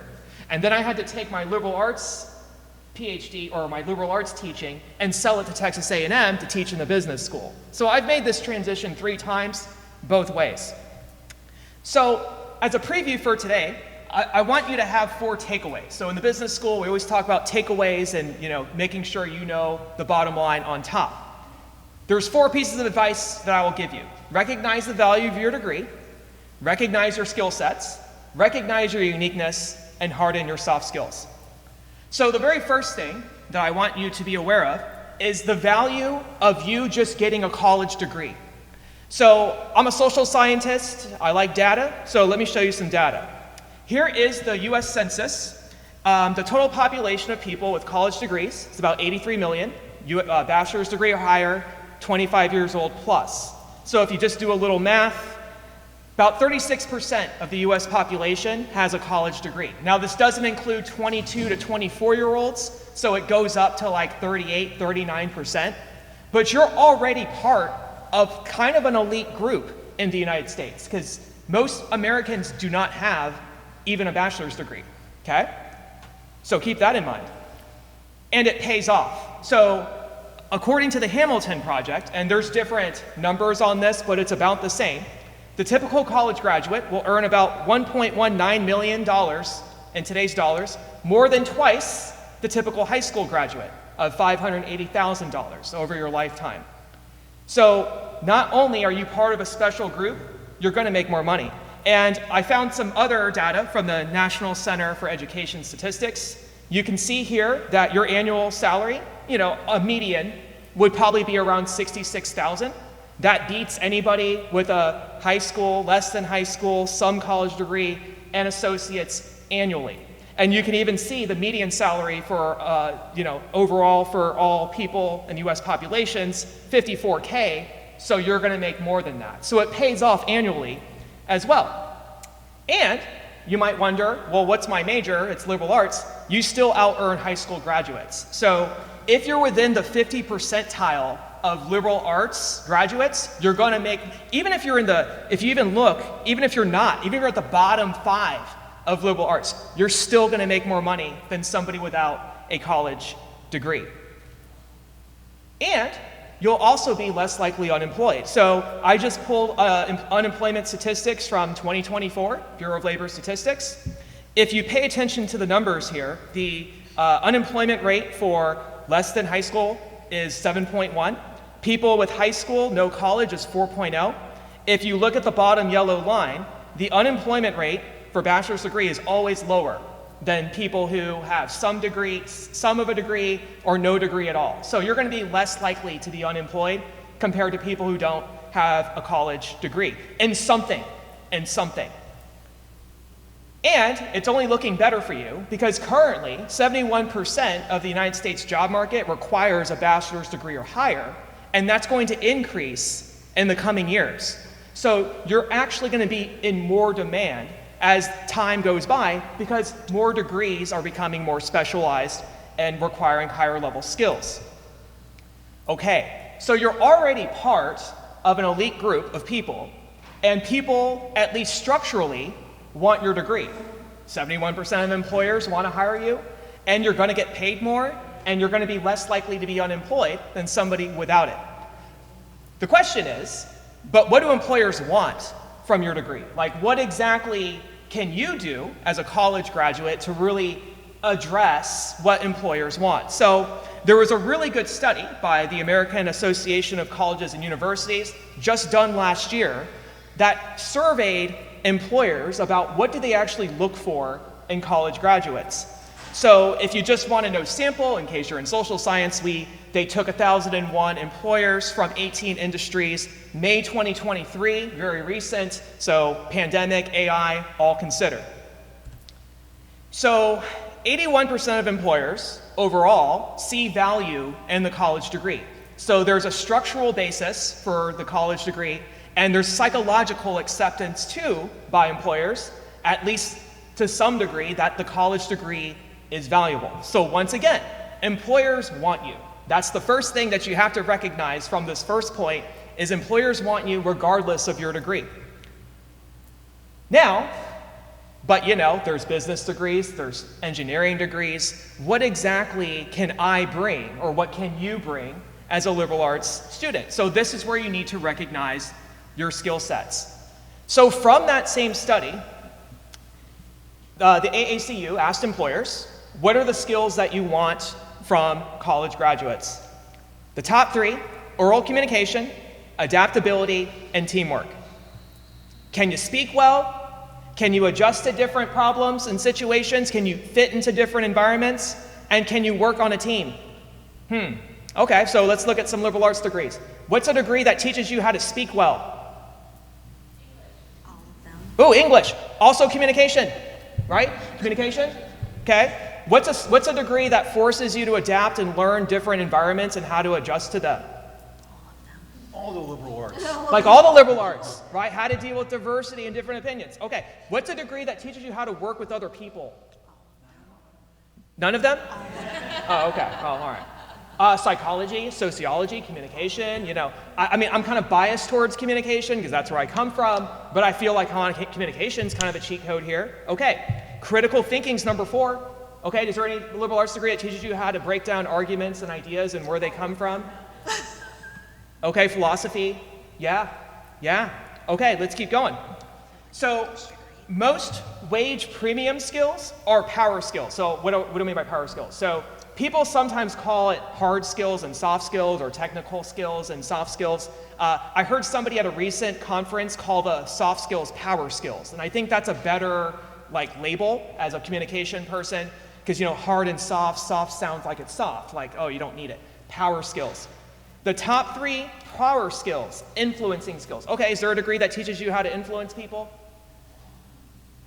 I don't know, rhetoric, English, communication, maybe psychology, maybe sociology, maybe theater, because theater you have to learn how to convince people. I don't know. So it sounds like you all are getting well trained for some of these skills that employers want. Really, the only skills that are kind of technical are maybe forecasting and budgeting, but they're in the bottom 10. Most of these skills you probably learn to some degree, if not in your major, in your general education classes, okay? And so what do we mean by wage premium, by the way?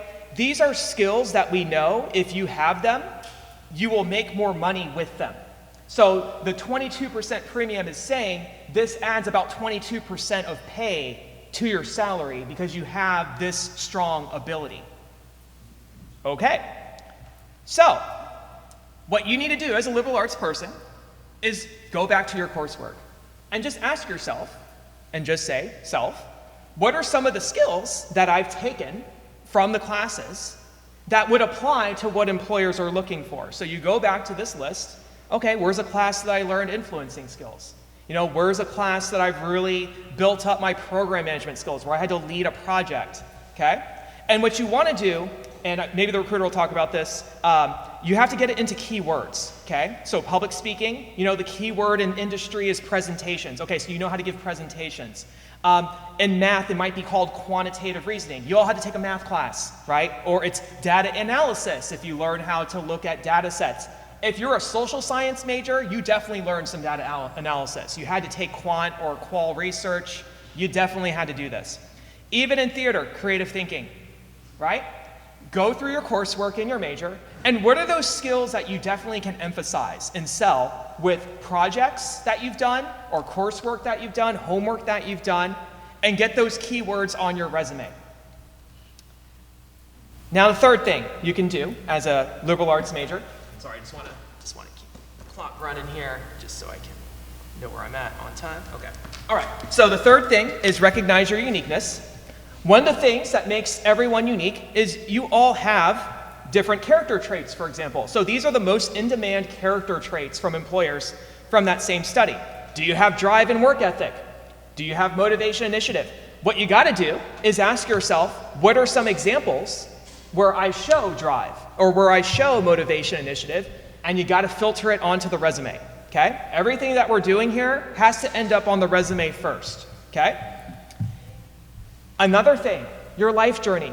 UTA is one of the most diverse schools in the nation. You all have great backgrounds. Some of you are maybe bilingual. Some of you maybe grew up in a different country and then you came here. All of those things make you special, right? All of those things give you a unique perspective on the world and on things. Think about what unique perspective you bring just on life itself and learn how to sell that. Also, your career journey. If you came from a different background and you transitioned into this new, that was what I was constantly doing when I was making my transitions from liberal arts to business and back. is I was saying, look, because I worked in industry, I know a lot that can help me make liberal arts more interesting to students because I can talk about work experience. When I went into business, I said, hey, I came from liberal arts, so I got this, diverse worldview. So now you would want a business professor who actually can think at a high level like that. Like it's that kind of thing. Okay, then the last thing is harden your soft skills. So you've heard of hard skills and you've heard of soft skills. Hard skills require lots of training, and then there's soft skills, like supposedly that don't require a lot of training. As a liberal arts major, if I'm preparing for business-oriented jobs, what you might want to do to give yourself a leg up over the competition is to harden your soft skills, which means get some kind of formal recognition for some of the skills that you're going to claim. For example, technical skills, okay? Microsoft Office specialist. If you do a lot of Word, PowerPoint, get a certificate in that, because now you can claim that you're certified in it versus just, yeah, I know it. Data analytics. Here's a secret about data analytics. I know sometimes we major in liberal arts because we don't like math, okay? And it's all right. Like I know it's true. Like some people just don't like math, okay? Here's a secret about data analytics. You do zero math in data analytics. The computer does it all for you, okay? You just learn how to work with data sets. You know why? Because I have a certification in data analytics, okay? So I know this, okay? I'm not good at math, but I still do data analytics because computer does it, okay? There's several certifications that you can get that can beef up your resume. And by the way, the most in-demand technical skills on the job market is not some complex program. It's not, some language. It's Microsoft Office Suite. So I pulled this from the ONET, from the Department of Labor. The most in-demand software that employers want is Microsoft Office Suite. It's not Google, by the way. So if you're still using Google, that's good for school, but it's not getting you ready for industry.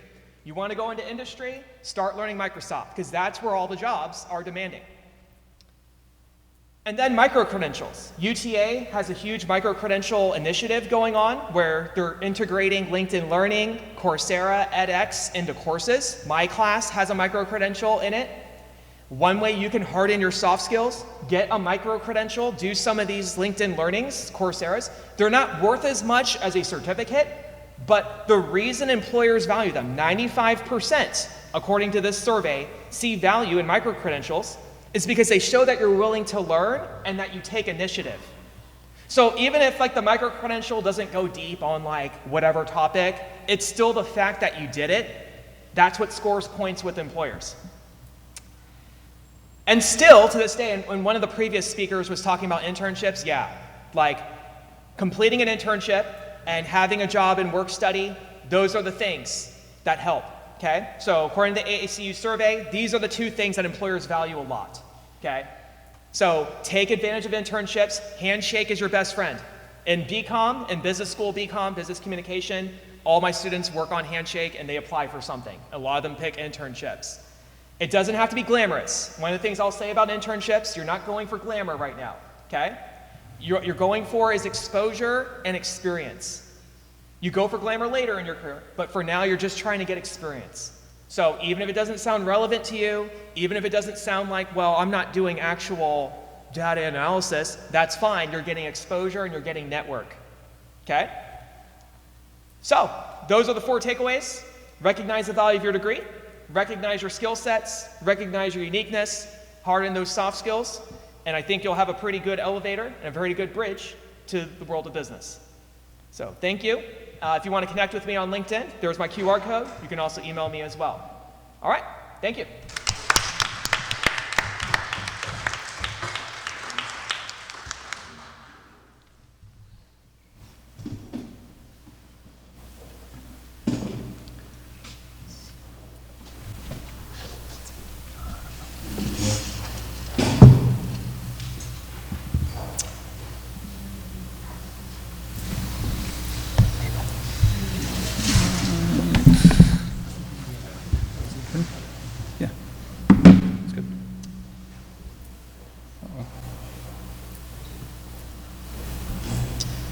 Okay. Already so many great gems of wisdom this afternoon. Be surgical what passion you wear on your sleeve. Look for opportunities. A closed mouth doesn't get fed. Recognize your uniqueness. I hope I can add to some of those gems of wisdom today. And I'm really excited and honored to be here to share some insights, some wisdom, and a little bit of advice that I think is going to help a lot of you liberal arts majors. Hey, I also liked, hey, liberal arts majors can do anything, and I really believe that. I love humanities and I love entrepreneurship. For me, the humanities education that I got pointed the foundation for my future successes. And entrepreneurship gave me the tools I need to create my own opportunities. Now, I gotta say, I think that humanities majors, the liberal art majors, are cut from a different cloth. We're different from a science major, from a business major. We have to be scrappy because we live in a great world. If you think about an engineering major, they typically have a path to their professional life. Well, liberal arts majors often don't. They have to figure it out.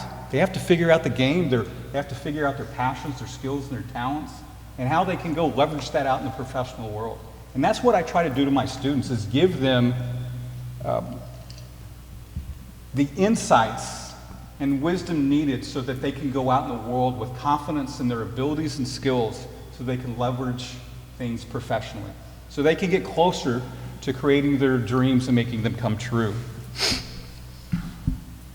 I also loved what Daniel said about the use of soft skills, power skills, and that's something that I think that most liberal arts majors really have a lot of. We have these great skills that we need to embrace and be proud of. So today I'm going to talk a little bit about myself and my entrepreneurial journey. I'm going to talk a little bit about some characteristics of the entrepreneurial mindset, something Daniel already touched on a little bit. I'm going to talk about the resources that we have to offer students at the Center for Entrepreneurship and Technology Development. And if I have enough time, I'm going to give you a little bit more advice and gems of wisdom that I've gleaned for the last 30 years as a practicing artist and professor. So like many of y'all, as a young kid, I loved making things with my hands, whether it was making dams outside on a rainy day or right here creating war scenes of airplanes bombing aircraft carriers. You see a pretty determined kid right there. But determination alone is not going to provide the path that I was seeking. Early on, like some of y'all, I knew what I wanted to do. I had that defining epiphany light bulb moment when I was 13 and I knew I wanted to be an artist. I went downstairs, told my mom, hey mom, I'm going to be a painter. And that kind of stuck with me. But I knew that we heard things, right? You're going to be a starving artist. It's a tough game. It's like becoming a professional athlete. But I was determined and set in my mind that this is something that I could do and make happen. But I also knew that I needed to embrace some entrepreneurial skill sets in order to make that happen. Through undergrad and grad, I was always asking questions to my professors. How do I make it? How do I get shows? How do I establish myself as an artist? I asked artists, curators, gallerists these questions. Not a lot of people gave me an answer. And so I had to do it myself. My first exhibition was in a hair salon. My second was in a restaurant and bar. I created those own opportunities for myself. And I think that's what we need to embrace as a liberal arts major, is how do I find a way to create opportunities for myself? Because if I can do that, if I can get my foot in people's doors, I can start to determine my own destiny and pathway forward. I realized that I had to make those opportunities for myself. So I networked. I always say that your network is your net worth, and I'll get more into some advice about networking. But if I would do one thing as a young college student, that'd be going out and building and developing relationships. That's the one thing that is the most important, that will help open doors more than anything, guaranteed. My name is Matt Clark, as you know. I'm faculty director at the Center for Entrepreneurship and Technology Development. I'm also a professor in the Art and Art History department, where I've been teaching entrepreneurship professional development, and I'll also say personal development for over a decade. I've had a studio practice for over 30 years and including over 25 international corporate collections. I also collaborate with artists and artisans across the world and spend quite a bit of time working with those artisans in Oaxaca, Mexico. I love this quote by Sarah Blakely, who is the founder of Spanx Undergarments, because this is really the beginning for me of an entrepreneurial mindset. This is the first slide I show my students the first day of class. Muhammad Ali, one of the greatest boxers of all time, but he had the strong conviction and belief, I'm the greatest. He used to say even before he won his boxing title. So embracing the belief in oneself. I also start with a Nike commercial. Find your greatness. Because I believe everybody has a little bit of greatness in them. And it's my charge or my role as a professor to help pull that greatness out of everybody. So belief in yourself and your abilities is the first thing. And I say, hey, if you don't have belief in yourself, how can you expect anybody else to have belief in you? How can you expect to be hired if you don't believe in your skills and your passions and what your capabilities are? So here are a few of the characteristics of an entrepreneurial mindset or an entrepreneur. And I'll tell you, the title is the Power of the Entrepreneurial Mindset. And I really believe that I'm proof of that power of the entrepreneurial mindset. Because I didn't know that I was an entrepreneur when I was starting off as an artist. I just wanted to make this life happen. I knew I had a passion, dreams, and I had somewhat of a direction. And so I knew that that was really important. And by embracing that, no matter what your professional pathway is, if you embrace some of these characteristics of the entrepreneurial mindset, I guarantee that you will find some traction and momentum in your professional pathway. A lot of these have already been mentioned today. But first and foremost, curiosity. Curiosity about the world around us. Keeping your eyes wide open. Observing things. Asking questions.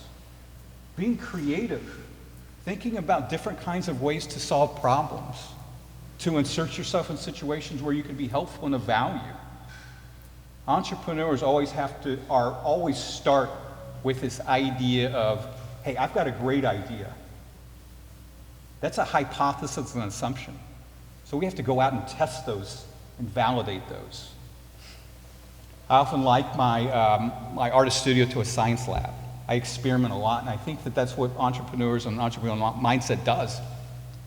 When you're going out for a job, try things out. If you don't know where your path is going to lead, go and try something.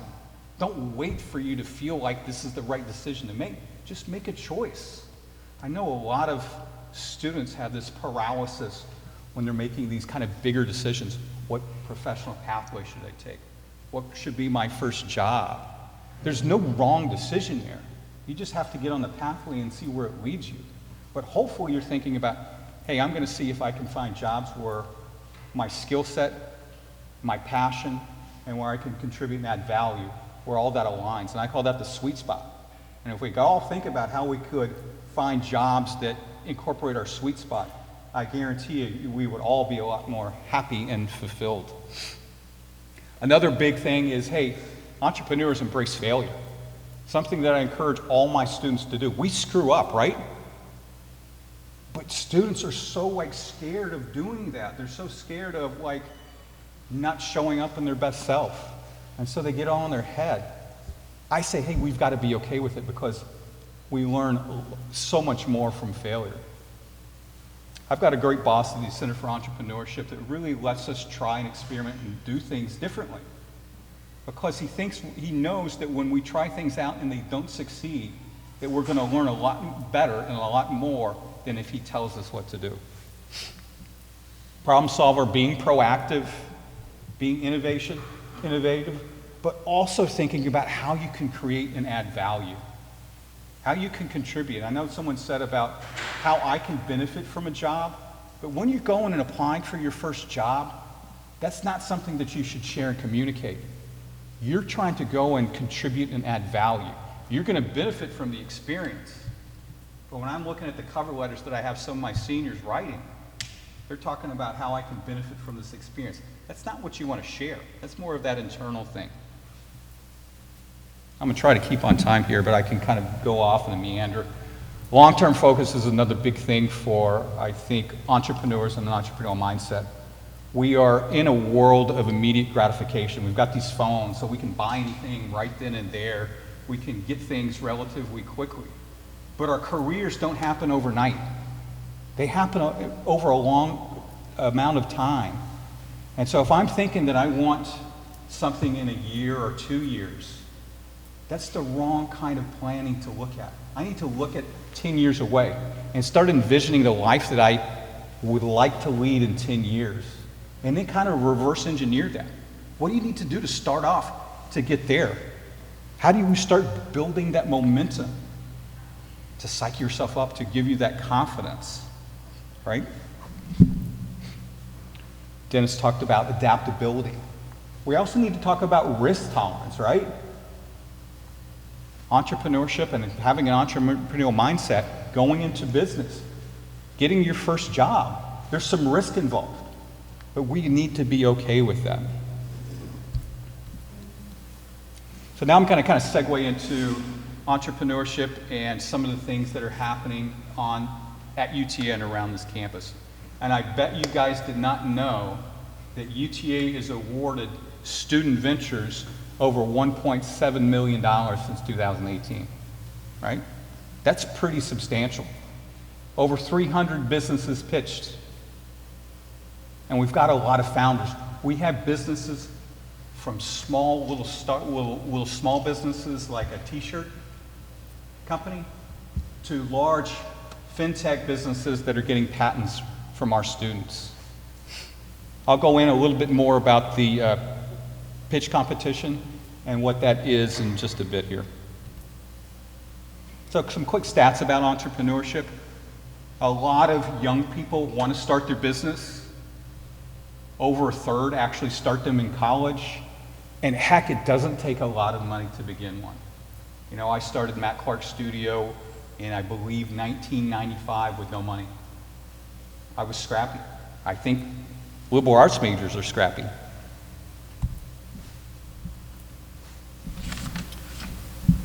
There's so many great things in our backyard, and I want you guys to think about all of the great kind of resources and things in our backyard, and the people that came before you that sat in your seats. I remember when I was a student, eager, curious, hopeful, scared. But when I think about liberal arts majors, I think about Carlos Don Juan, one of our faculty members, who also started a street art collective called Sour Grapes with his brothers. They're from Oak Cliff. They've created murals and street art all over Dallas, but also all over the country. Recently, they did a mural for Facebook headquarters in California. I also think of former Mavericks and former correctional officers, DeMarcus and Kate Graves. DeMarcus was an art student. I forgot what Kate was. But they went on to start their own businesses and become successful entrepreneurs. They run a few businesses. One in particular is a catering business who serve people like Oprah Winfrey. I also think of Carissa. Carissa was a theater major who loved costumes. So she started creating a business called Carissa's Custom Costumes that made specific costumes for cosplay and things. She was one of the contestants in Mad Pitch and was awarded, I think, $30,000 to help fund this idea for her. I also think of students that I've had, like Luz Lopez, who created Vicious Creatures out of two passions. One was printmaking and the other one was music. She mashed up the two to create Vicious Creatures. She pitched twice. The first time she didn't get selected for the Mad Pitch. She said, I'm not giving up. I'm going to be perseverant and proactive. She did it again and won $35,000 to fund her t-shirt company. It's still up and thriving. So at the Center for Entrepreneurship and Technology Development, we serve a lot of different audiences. For you guys, students in the community, we teach you guys how to launch your ideas, how to build businesses, how to think entrepreneurially, how to create a team, how to think about your finances. So we really hold your hand through that process from idea to launch. We also help our faculty and research commercialize their ideas. We've got a lot of great faculty who are doing some really incredible and innovative things. So we help find a commercial pathway for those ideas and patents that we get. One thing that I'm incredibly excited about, and I hope that you guys are too, is our second MAV market taking place right outside these windows here on October 17th from 10 to 4 p.m. And that's UTA's marketplace for all students, where students can sell, market, and display maybe something they're creating from their side hustle. I know a lot of art students love to create posters and stickers, but really a broad array of student offerings we're seeing last year. We had 55 vendors for our first year. Students yielded over $20,000 in sales from that first MAV market. They got to keep it all. We saw people from women doing henna tattoos, to tarot card readings, to jewelry makers, to people selling crocheted items, to food vendors, to people selling saris. So it was broad and vast. We're hoping for at least 80 vendors this year and $50,000 net in sales. There's a QR code right up there if you're interested. I also have some handouts for your convenience. Another program that we love, which is starting tomorrow, is Epic Mavs, a speaker series and workshop where we bring in entrepreneurs and experts in their field to discuss different topics and produce workshops with deliverables so students can learn about those different things. Starts tomorrow at the Center for Entrepreneurship at 4 p.m. and I hope to see some of you there. Here's the lineup of the 10 sessions we have this semester. Particularly the first 3 are really, I think, important for everyone to go check out. The first is, hey, the entrepreneurial mindset, which is just expanding on those lists of words that I had for you guys by Hayden Blackburn from Tech Fort Worth. Then we're going to look into how do we build a personal brand with my colleague in the art department, Ben Dolezal. So he'll take you through the whole process of what is the brand and how do I start building one for myself. If we think about it, no matter what we do, we're going to have to build a brand and we're going to have to market ourselves. So I have Cindy Nelson coming in from the Creative Robin, I believe is their marketing company, on the 3rd of October. So I hope to see some of you guys at our Epic Mavs program. And by the way, at 5 o'clock, we always bring in pizza, so it's an added little bonus for you guys. Matt pitch that I mentioned earlier, we give up to $40,000 to student ventures. Students have the opportunity to pitch twice a year in the fall and the spring. At the end of each semester, all they have to do is submit a 3-minute video presentation about their venture. You can go check out on the website, just type in UTA MAV Pitch and you'll find out all the information. But it's a great program, and if you saw the lineup for Epic Mavs, we're going to help all of those people who are interested actually create their pitches and practice their pitches before they have to submit them. A really great program, and I hope that some of you guys who are more entrepreneurial thinking might consider throwing your name in that. Because why the heck not? You have an opportunity for $40,000 free and clear. Why wouldn't I want to put my name in that hat? One of the things that I want to hopefully encourage you guys to do is to participate more. You know, I heard Dina say, hey, just look for opportunities. I'm looking for them because no one else is. Put your name in that hat. A couple more things, and I'll get to my advice, and I'll wrap things up. We have our 3 open houses a year, and our first one is on Monday, September 23rd. We're bringing in Rob Lacra, who's going to talk about his book, The Venture Alchemist. We'll also talk about all the things that we do at the Center for Entrepreneurship. So I hope to see some of you guys there Monday at 4:30 p.m. at the Center for Entrepreneurship. I have some handouts that have the address on there too, but it's 400 South Center, just down from the bookstore on the corner of Center and UTA Boulevard. If you don't come to any of these things, we'd love for you to come by and see us sometime for coffee or tea. So, I'm going to give you a few lasting bits of advice, maybe a couple of hacks. As I said, first and foremost, you need to believe in yourself. Second, commit to the process. So many of us are committed to the result. I talk with my art students all the time. They have all these high expectations of creating that masterpiece, each painting or each sculpture. They're not tied to the process of the making. If you're tied to the process of the doing, I think that the end result will take care of itself. Question that I would ask myself if I were you: how can I start preparing myself now for my future professional life? What are the things that I could be doing that's going to start opening doors now and building a relationship, so when I graduate, I'm going to hit the ground running and opportunities are already going to be there? Ask for help. Not enough young people ask for help, right? And ask a lot of questions. I found that more often than not, people are happy to help other people. Especially if you can help them remember that they too were in these similar chairs at one point in their life. Get to know your professors, right? Who takes advantage of professor office hours? Probably not many. Your professors are also a pathway into your professional life. They have a life outside of academia, right? I've got a business that I run. Daniel has one that he runs. A lot of professors have other things that are connected to the community. They might have opportunities.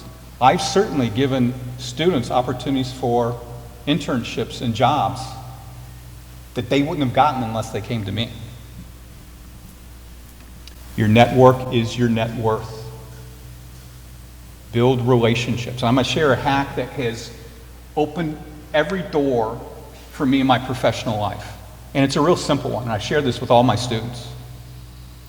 Find people in your community that you admire and respect that are in your particular field. Research them. Find them. Write them these kind, heartfelt letters. Introduce yourself. Tell them you're this eager, young, enthusiastic student looking to gain insights and advice into the professional arena that you're about to enter. You give them a nice compliment. You tell them that you're looking and you feel like you can learn a lot from them. That is the thing that's opened more doors for me than anything else. Not going to the Indeed job search or wherever else typically people find jobs. This is the best pathway to open doors and create those opportunities for yourself. I'll tell you 2 instances when this happened. When I moved to Los Angeles after I got out of grad school, I didn't know really anybody in LA. And I knew that I needed a job because I needed to pay my bills. So I found 10 people, and it were 10 like influencers. That was before we used the term influencers in Los Angeles, and wrote those letters to them. One person responded. His name was Stanley Grinstein. He's a pretty well-known collector, and he ran a place called Gemini GEL. He brought me in. We had a conversation. I asked for advice and help. He offered me a job on the spot. I started the next day.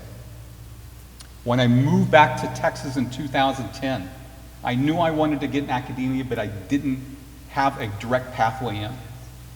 At the time, the chair of the department went to the same grad school that I did. So I found a way to relate to other people. I wrote the same kind of heartfelt letter. I went in and talked to him. He offered me a job on the spot. Obviously, they have to do background checks here at the university. I started a few weeks later. So these things work, right? It's amazing. Be enthusiastic, right? Be excited about when you show up. Be willing to be helpful. Like a lot of you guys said, find mentors. It can be a very organic process. But find someone that you admire that you can reach out to on a consistent basis and get feedback.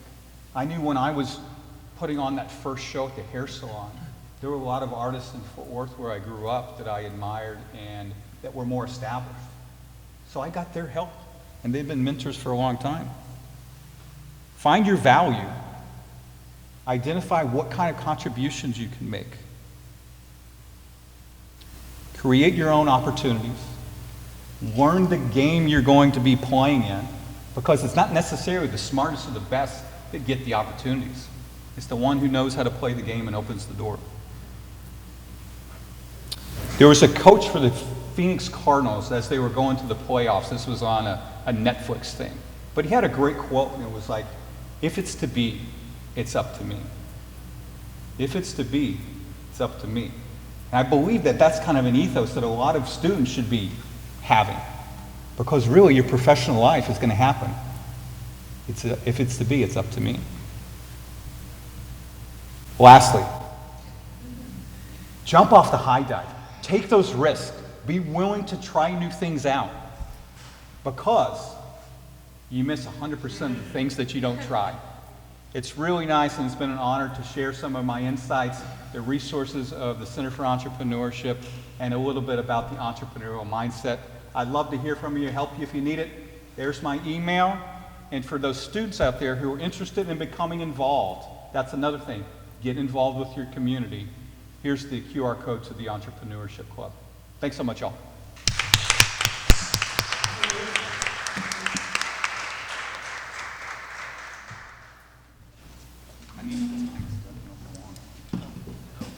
I can get to that one.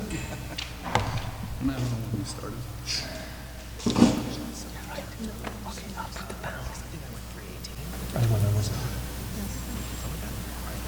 so the board's on it. No, I started 3. I think it was like 318. This way you don't speak more.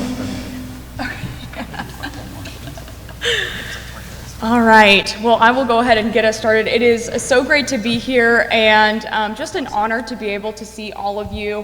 What a fantastic symposium so far. We've heard from some fantastic guest speakers, and I'm hoping today what I can do for you is, go ahead. No, you're right. Put the wrong panel on. That's what we want.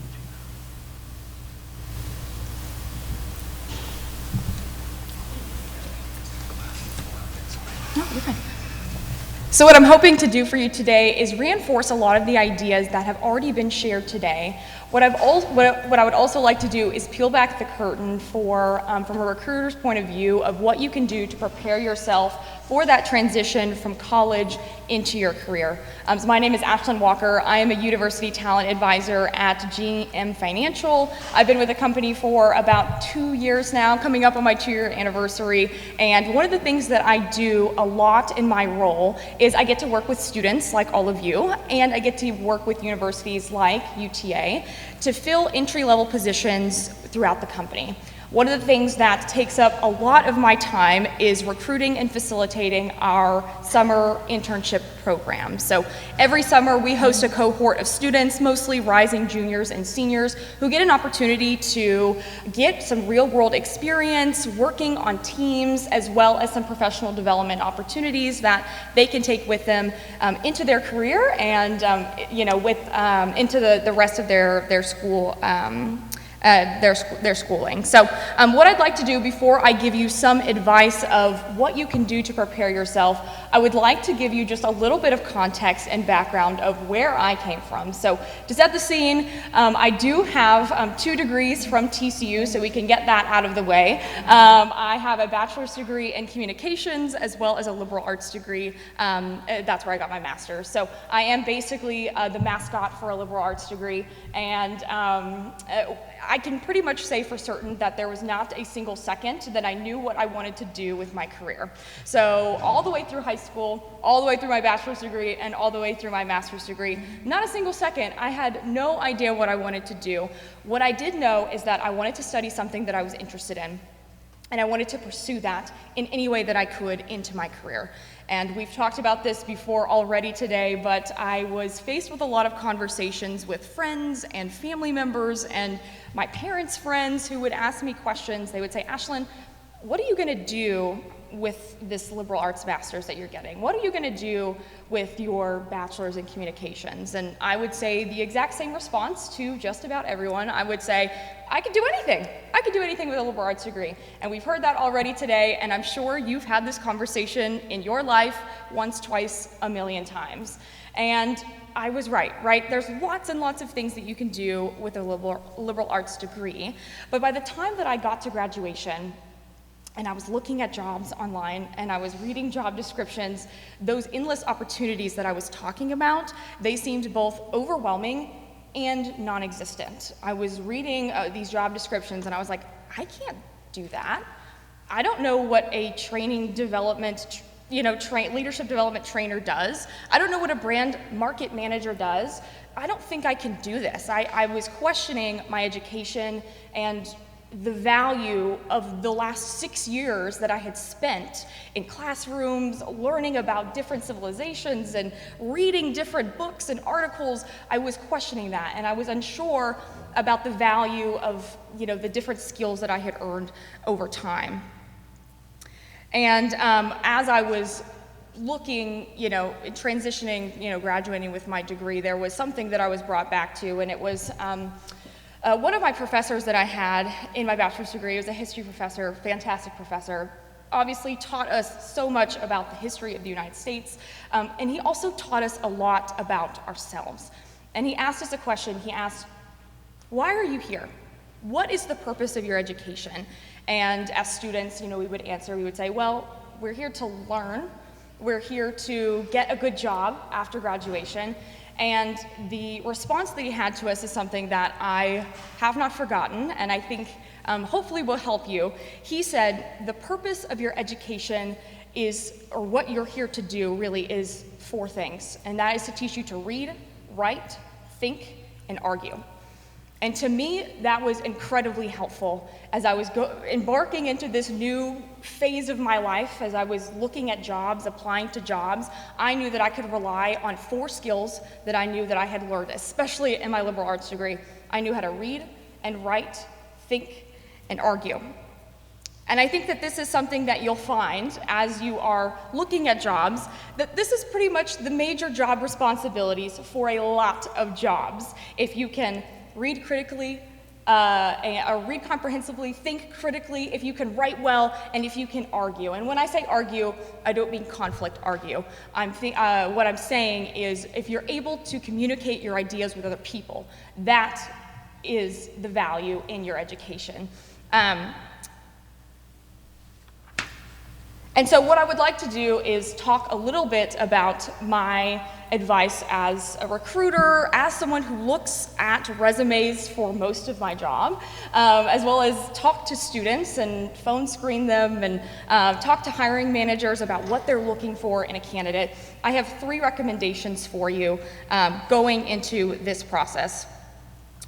My first recommendation is to start thinking about your transferable skills. We've heard that already today. How are you going to sell your skills to the companies that you're applying to? And I think a good place to start is an exercise that you can do super fast, super easy. What you can do is write down a list of the skills that you know that you have. What are the things that you like to do? Where your interests lie? And I think a foundation of this are those 4 things I talked about. Reading, writing, thinking, arguing. That is a fantastic place to start. Within that, where are your skills, right? What did you learn from your classes? What research have you done? What presentations have you given? And so it could be something like, I'm a really good public speaker. I'm a really good people leader. Those are fantastic skills that you've learned in your education that maybe you haven't thought of before. The second recommendation that I have for you is to align those transferable skills with your resume.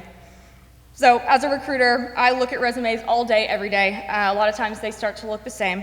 But your resume is your first line of defense. It's also your first impression with the companies that you're applying to. So my recommendation, take the necessary time to create a really effective resume. And I know that's not what you want to hear. Spending time on your resume is no one's favorite thing. But trust me, your resume is so, so, so important. And what you want to do is take those transferable skills from the list that you've made and tie those into the work and the experience that you've had in jobs, your academic experience. Make sure that those are very clear and concise in your resume. As a recruiter, there are a couple of things that I'm looking for in a resume when I see one. And one of the main things that I'm looking for is connections. How has your experience, how does that connect to the job that you've applied for? And if there's not a connection, or I can't see, the education, or I'm just not getting it, it's hard for me to justify moving you along in the process. So make sure, take the time, go to your career center, have multiple people look at your resume so that when you do submit your application and a recruiter like myself looks at your resume, I can say, okay, yes, this person has everything that we're looking for. They would be a great candidate for this job. And the last recommendation that I have for you is to think about the story that you want to tell. The application process, the interview process is all about storytelling. And we've heard that, again, we've heard that today already. But it's all about storytelling. And for me, when I realized this as I was going through my interview process with lots of companies, it took, for me, a lot of the stress off of the process. I tell stories all the time. I tell them with my friends, with my family. If you think about this process as it's all about storytelling, I think it will make you much more effective, and you might even have a good time in the process as well. But you want to think about the story that you want to tell to your recruiter, to the hiring manager that you're meeting with. You really want to help them paint the picture of who you are, the skills that you're bringing to the table, and why you're a good fit for that role specifically. One example that I can give to you is a transition. So my first job out of college, I worked at TCU, and I was actually a college and career advisor, so I met with high school seniors, actually, and helped them with their sort of planning their career and their education journey out. And I decided I was ready to make the switch to a corporate job, so going from higher education to GM Financial was a big transition for me. And honestly, it was a hard sell for that recruiting team, for that hiring manager to take a chance on me. I had zero recruiting experience. I had never met with a candidate or hired a candidate, but I had met with a lot of students. And before going into that process, what I did was think about what story did I want to tell. And I knew that the story that I wanted to tell was that I'm a people-oriented student advocate. That's what I wanted my story to be. And so that was my theme. So my resume, the stories that I prepared for my interview, I wanted all of those to tie back into that theme, that I am a people-oriented student advocate. And so although my resume has all kinds of different things on it and different experiences, and the stories that I prepared are all very different. I had stories about conflict and problem solving and successes and failures that I had had in my academic career, professional career, but all of those tied back into that theme that I had, which is that I'm a people-oriented student advocate. And although the job that I came from is not a recruiting job, and I had never done that job before, the fact that I could paint that picture for them made me a great candidate for the role. And so I have a couple of things that I want to leave you with today as we transition into our next speaker, but a couple of things to remember. Don't doubt that your degree is preparing you well for your career. If anything, remember that your transferable skills are more than relevant for a lot of career paths. So remember, you can read, you can write, you can think, and you can argue. And all you have to do, because you already have those skills in you, all you have to do is connect the dots so that there's no doubt that you are the best fit for the role. Thank you.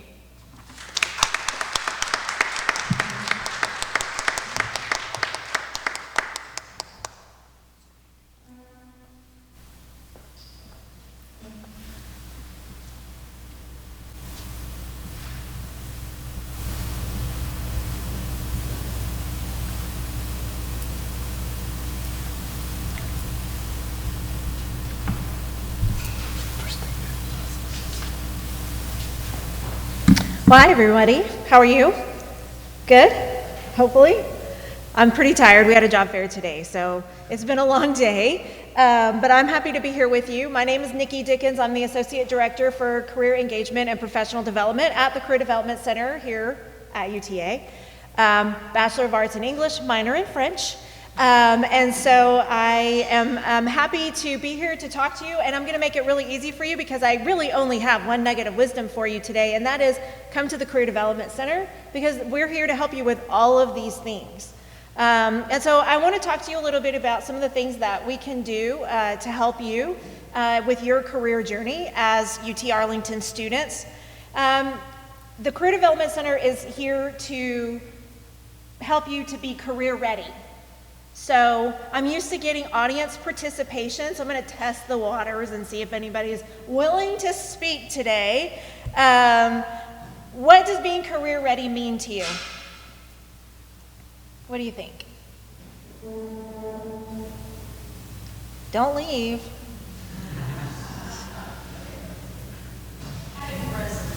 Having a resume. Okay. All right, that's a good one. Does anybody else have an idea? Yeah, go ahead. Doing your research. I love that. Did you have an idea?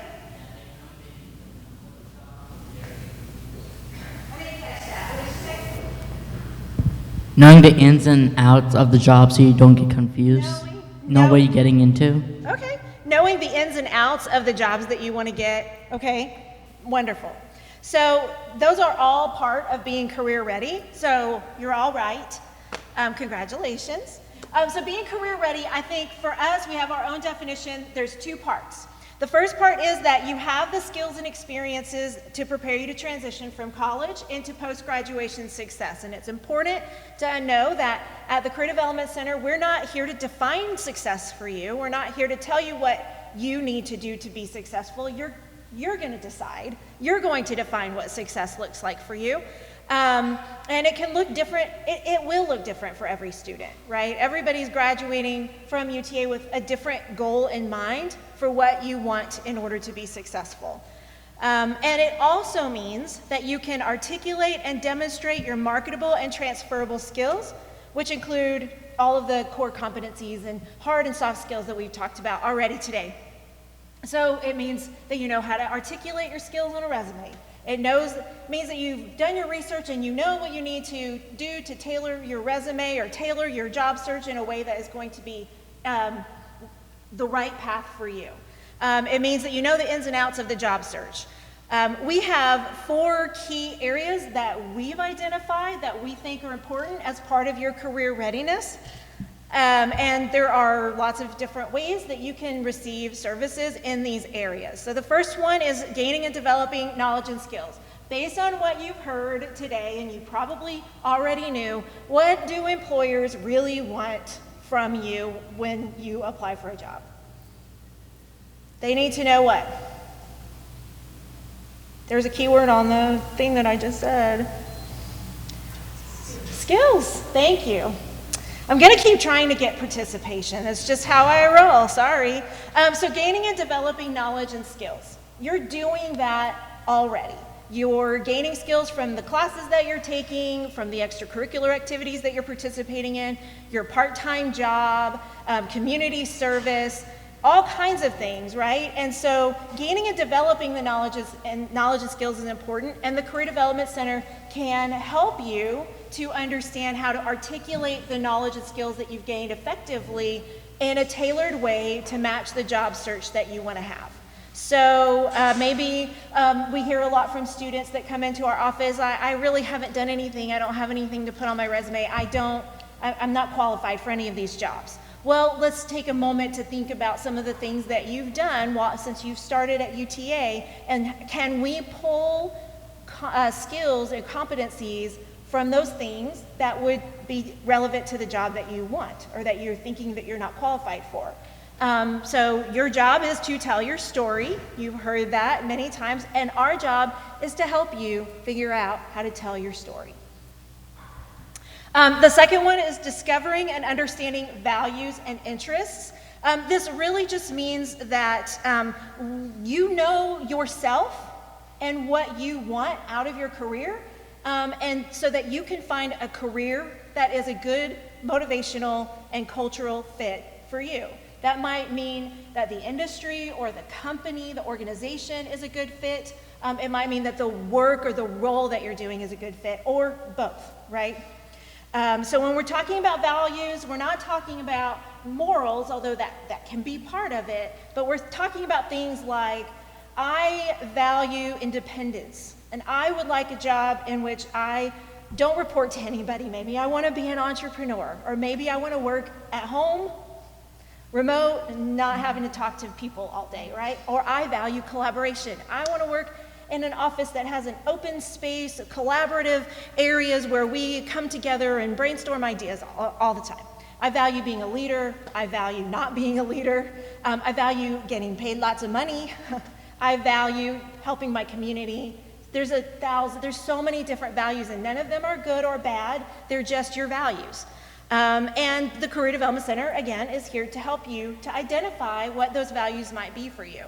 And there's a couple of ways that we can do it. My favorite way is to have an appointment and to let you tell your story and let us talk through those things with you and identify some of those values and those interests that are coming up as we talk. I love doing that. It's one of my favorite things. I've been with the Career Development Center for like 25 or 26 years now, and I love it. But we do also have an assessment called Focus 2 that you can take at home, online, that will has an assessment for values, an assessment for interests, one for personality, and one for skills, and then it will provide you with recommendations of careers or majors that might fit or align with the results of your assessment.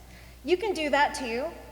It's up to you, but hopefully you'll want to come and talk with us about that. Ultimately, at the end of the day, that's what's really going to make your job search the job search that you want, the career path that you want, is for you to know yourself.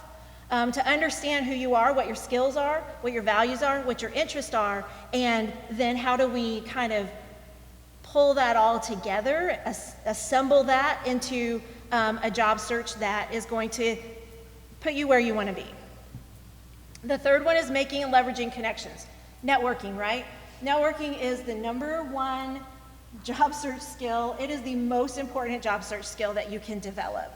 The ability to network, to make connections with people is very important. And your time at UTA is a great time to start doing that. You heard, I'm a UTA student, and I am learning, and I'm excited, and I'm enthusiastic, and I just want to learn from you. I want to hear from you how you got where you are. I want to talk to you a little bit about any advice that you might have for me as I start out on this path, right? I want to learn more about what is possible for someone with my major or someone like me that's interested in doing these things.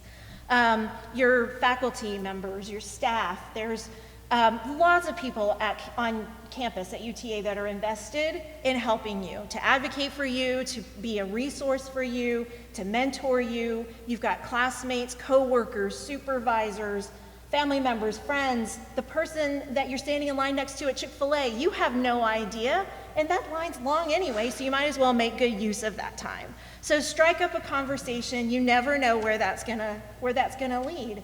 And even if it doesn't lead anywhere, it's good practice. Being able to talk about yourself, being able to express concisely, who you are, what you're excited about, what you're looking for, those are all great ways for you to make connections with people and ask them about themselves and be that resource for other people. So making and leveraging connections, very important. The Career Development Center, believe it or not, we can help with that too. A lot of students that come in to meet with us are nervous about networking because it feels weird. You don't know how to start. Maybe you feel a little cheesy doing it. Maybe it feels inauthentic. And you're trying to figure out a way to make it more authentic and to really understand what you want to say about yourself when you're talking to people, or you're not quite sure how to strike up a conversation with someone or send a message to someone on LinkedIn. We can help with that. So we have appointments for things like your professional identity. We will do a LinkedIn review with you and talk to you about how to maximize your LinkedIn profile. We will talk to you really about anything that you might come in with that you want to talk about that's related to your career, your job search, and any concerns that you may be having in that space. And then finally, planning and managing your career path. Your career path is your career path. Again, we're not here to tell you what your career path should look like. Well, this is what all the people that graduate with an English degree go on to do. So it's teacher, I'm sorry, but that's your only option, right? That's not what we're here to do. When I was an English major back in the day, I got a lot of jokes about how unuseful, how useless my English degree was going to be. And you know, the joke, they would say things like, you should get used to asking if you want fries with that, right? That was great. I love that support. So, of course, you have skills. Of course, you have abilities. Of course, you're getting a college degree for a reason. And we're here to pull that all together. But planning and managing your career path means you know how to conduct a job search effectively, right? That goes into writing your resume, interviewing well, networking, you know, understanding where you want to go and things like that, right? It means that you know how to negotiate your salary. I hear a lot of liberal arts students that will come in and say, well, I know that I'm not really qualified for this job, or I know I'm new and I don't have a lot of experience, so I'll take less than what your going rate is. No, you won't. Let's talk about that. You're not going to take less than what they're willing to offer. So let's talk about negotiating your salary. We can talk about how to evaluate job offers if you're trying to decide between a couple of job offers, or maybe you've got a job offer and it feels a little weird to you and you're not sure if it sounds like, if it's legitimate. Come talk to us. We can talk you through that. And then how to manage your career trajectory. So your career trajectory is not going to necessarily be a linear trajectory. You may start in one place, and after a few years, you've got some good experience under your belt, or you're looking around and you see something else that looks like an exciting opportunity and you're ready to move into another space. That's great. Hopefully we taught you well while you were a student here at UTA so that you can go on and you know exactly how to put that resume together for that, to tell your story in order to be able to transition into that opportunity. But if not, the UTA Career Development Center is here for you after you graduate. So if you get your degree from UTA, you can come back and use our services whenever you would like to. We have people that come back 10, 15 years after they graduated from UTA to talk about how to transition into a different career, or even just to ask how to maybe work their way into a promotion or a salary increase or things like that. So you can come back and use our services whenever you would like. And so my main thing that I'm going to tell you is that the Career Development Center is here on campus in the University Center. We're located right by the Bluebonnet Ballroom. If you've walked past that big glass wall and you probably think you can't come in without swiping your card, you can come in. The doors are open. And we would love to see you in our office. You can schedule an appointment with a career development specialist.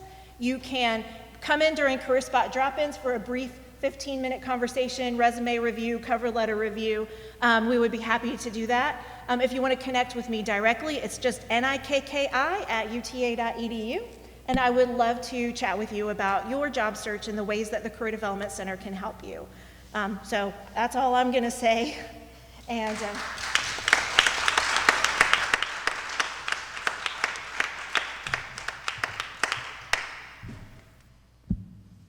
that was great. Thank you so much. I learned a lot, and I'm sure everybody else did too. So I'm sure there are questions. Does anyone have an obvious question to any of the speakers, or all of them at once? Right. Yes, please.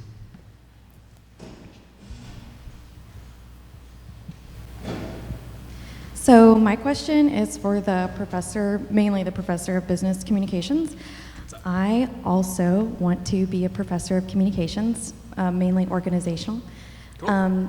But what I think makes a really good professor is not necessarily somebody who is an expert on their subject, but it's somebody who has real world lived experience and is like willing to share that. So what is maybe some experiences you had that were maybe unconventional that did help you when you became a professor? That's a great question. Thank you for the question. So, I mean, what was unconventional, I think, for me, when I was in graduate school. So I did undergrad, and then I did grad school. So I went straight between the two. When I was an undergrad, I was a server, I was in retail, so you get a lot of people skills that way. That's also what got me interested in comm.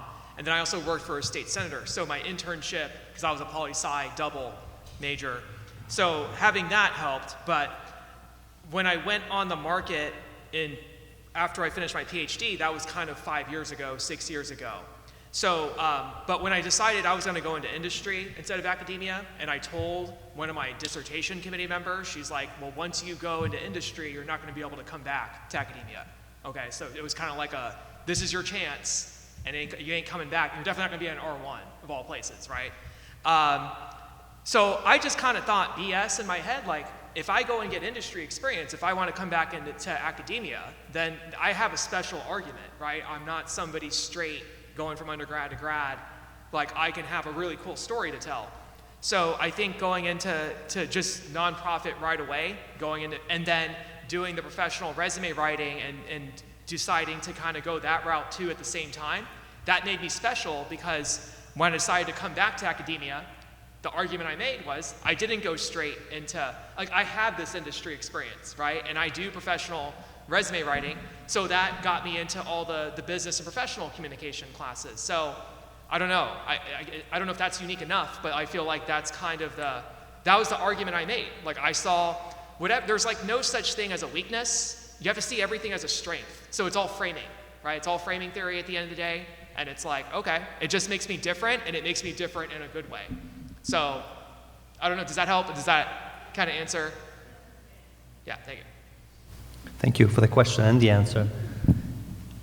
I have a quick question for Ashlyn and for Nikki. You spent a lot of time talking about these amazing opportunities for students.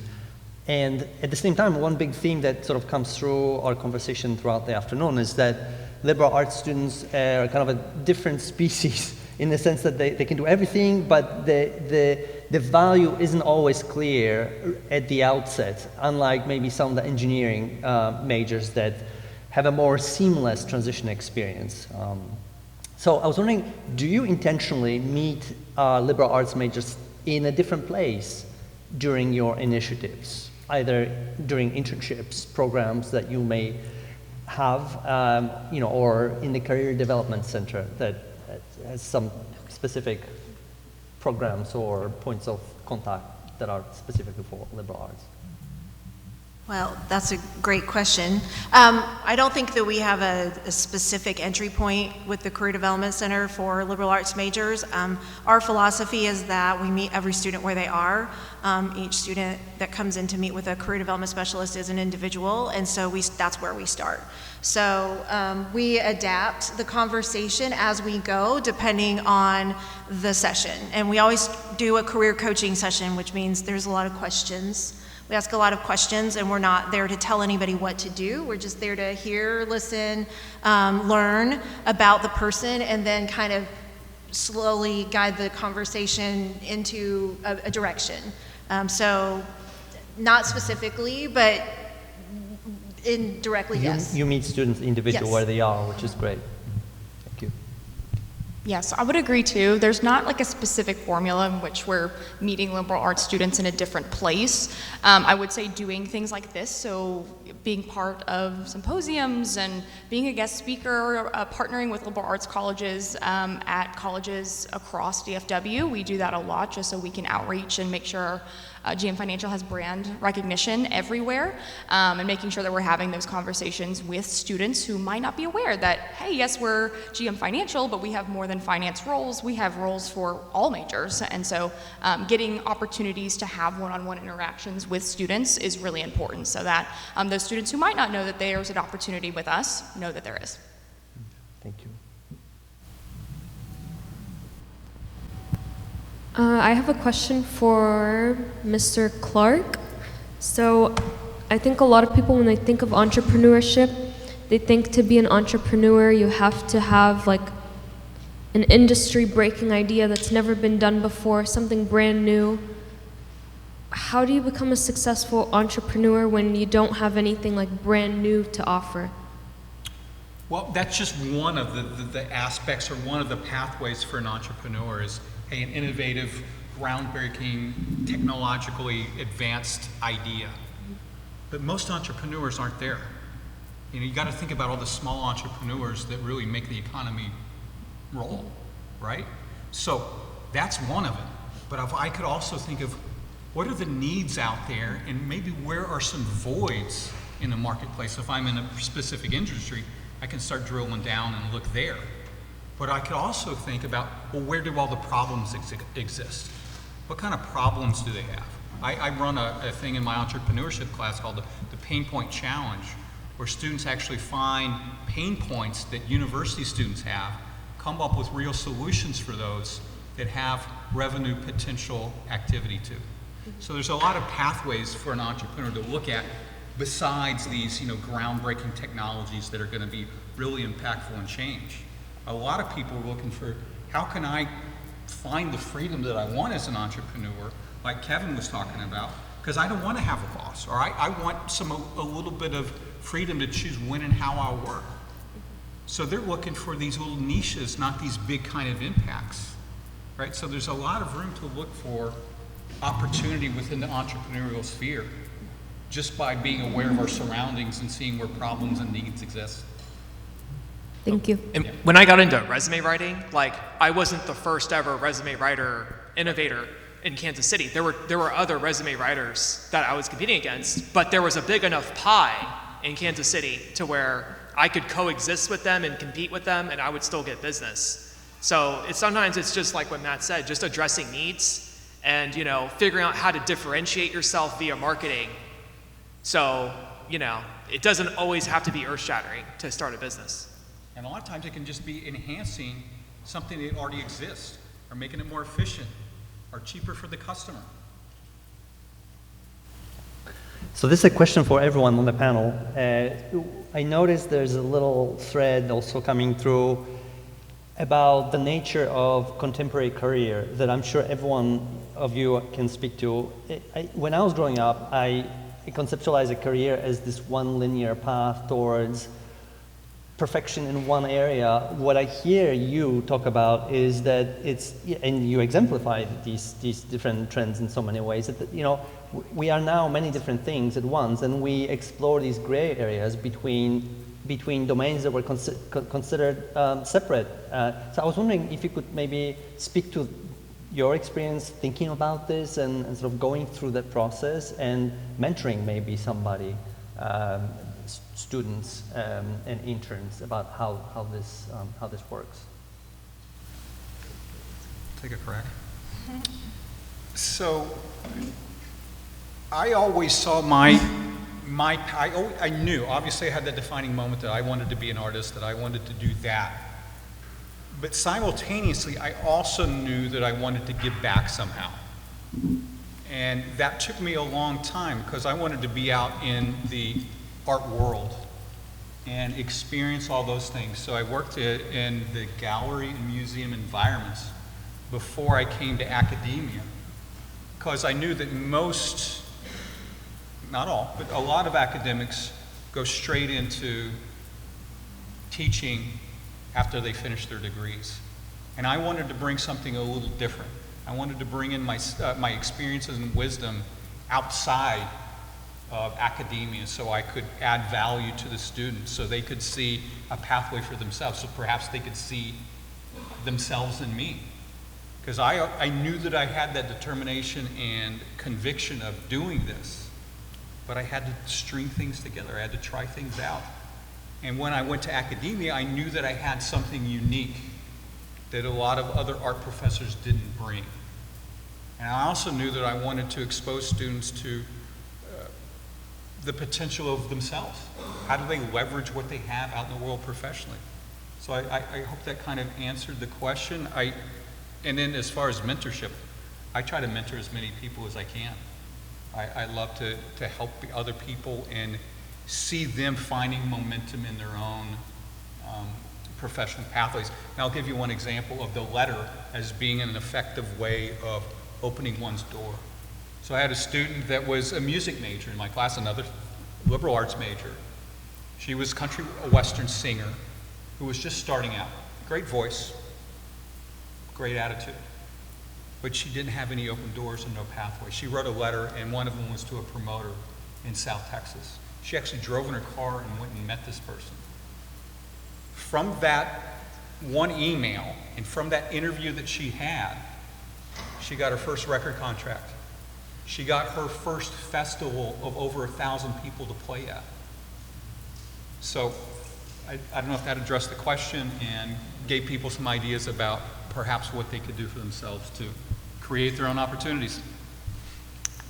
Just wanted to say a little bit at the Career Development Center, what our approach is there's this career development cycle, which means that you're constantly learning new things about yourself, which means that you're constantly finding out that there are opportunities that maybe you didn't realize. There are opportunities that you will have that don't even exist yet, right?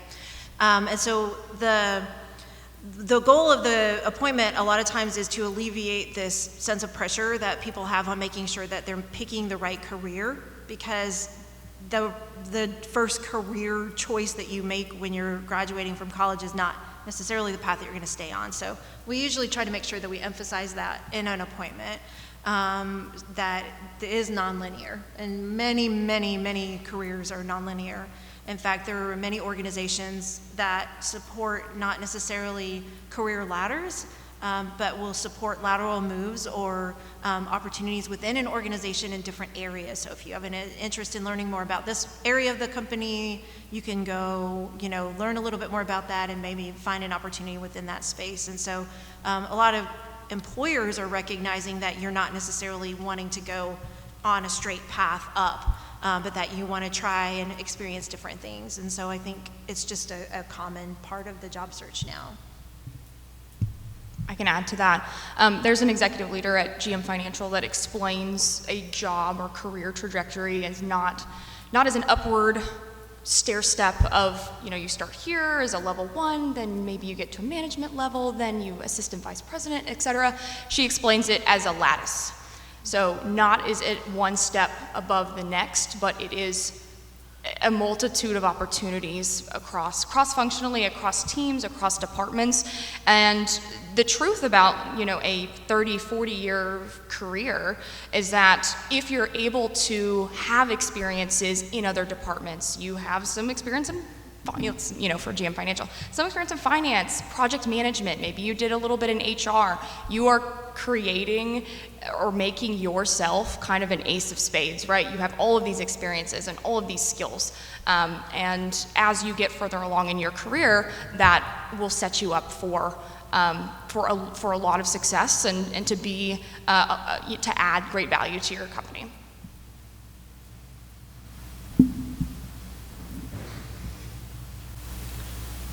Do you have a question? Yes. So this has been an incredibly rich panel. Thank you very much. I'd like to combine the applause for another element, the sequel to it. We have a special guest today, and I would like to ask Dean Elizabeth Newman, the Dean of College of Liberal Arts, to perhaps introduce our next speaker, who kindly agreed to come and say a few concluding remarks.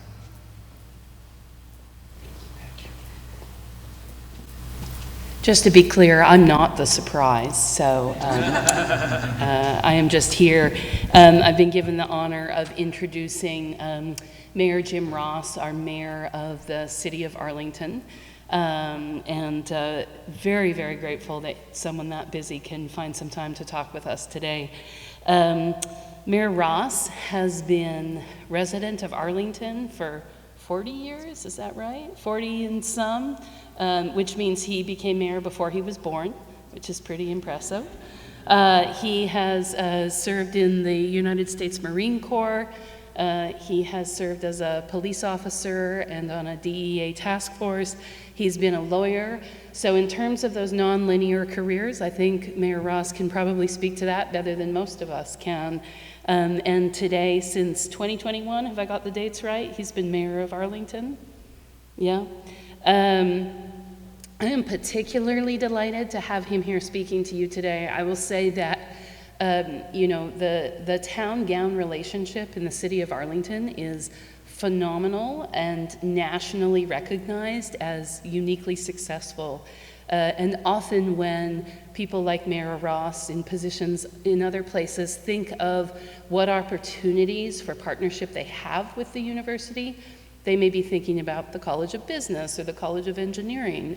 But Mayor Ross is really smart because he knows that actually also liberal arts students have something to bring to that as well. And he has spearheaded a really phenomenal project in partnership with our Department of History and the libraries here, looking at the history of Top of the Hill. I think, you know, he'll probably speak to this, but he really speaks to, he really recognizes the power of history and the skill set that liberal arts students bring. And so I hope you'll join me in welcoming him, and I look forward to hearing what he has to say today.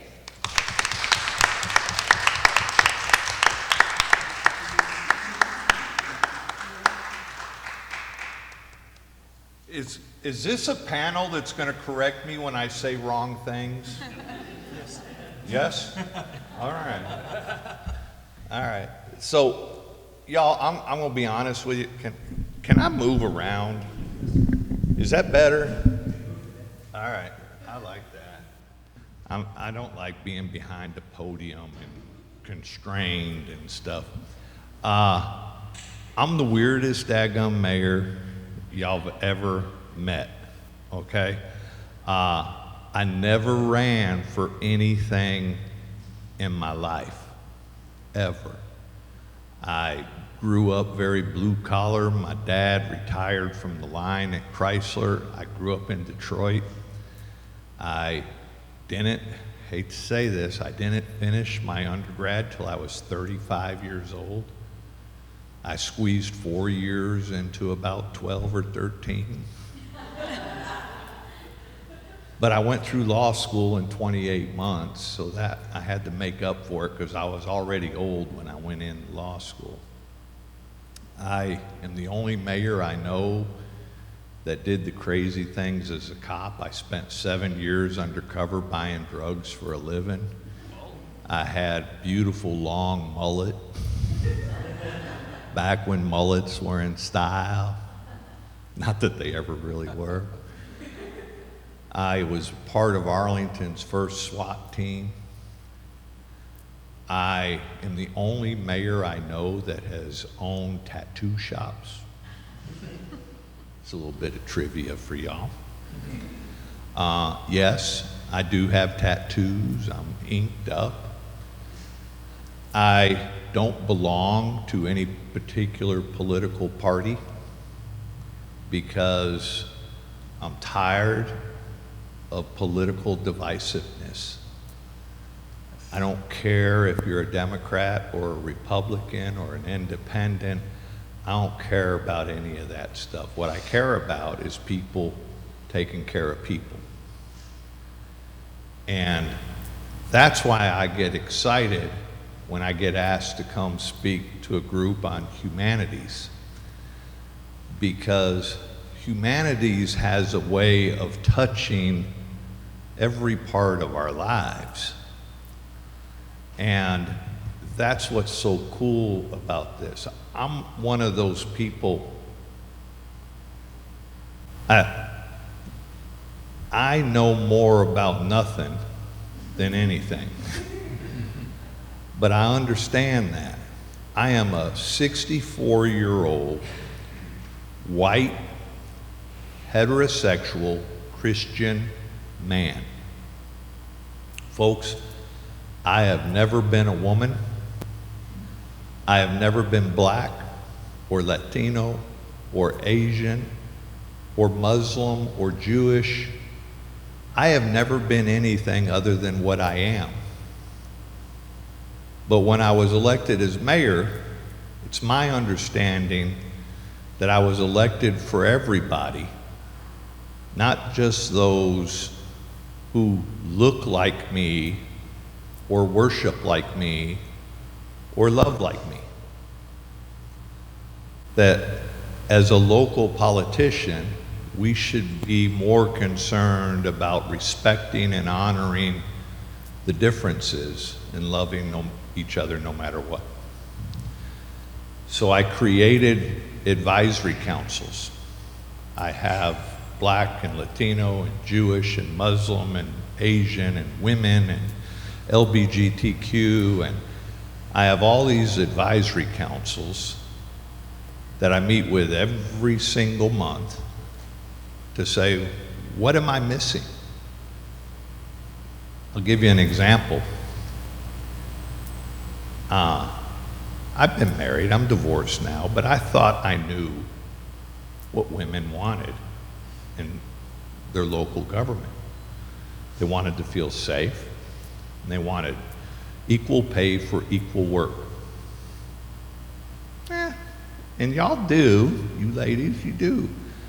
But when I met with my Women's Advisory Council, the thing that showed up the most, the issue that came up the most, was the women wanted to make sure that the women who were not able to be at the advisory council, those women working 2 or 3 jobs as a single mom, trying to make ends meet, trying to afford daycare to take care of their kids so they can work. What was I doing to help those women? And I totally missed the mark on what women were wanting. So it's a small example that sometimes we get wrapped up in our own little world, my world as a 64-year-old white heterosexual Christian man, that I don't fully take the time to listen to people who may be different than me. It's my belief that when you focus on those type of relationships, you start to engage in a lot of different fashions. I believe you can be smart as the day is long and a professor, but if you don't understand how to develop and nurture the relationships with your student and the faculty and the staff, you're never going to reach your optimal level. And the same thing holds true as a lawyer. I own a restaurant or two. Same thing holds true as a restaurateur, as a mayor, as whatever profession it is. If you don't know how to develop and nurture those relationships, you're going to fall short of what you're able to do in life. So it's cool to come and talk to people because I'm not a real formal person. I'm not a real anything like that. And I like to have a little bit of dialogue because I remember way back in 1804 when I was sitting at a desk. I remember when I was sitting down like that and having some old man come in and just talk to me, my eyes would glaze over. I'd be like, oh Lord, is that guy ever gonna shut up?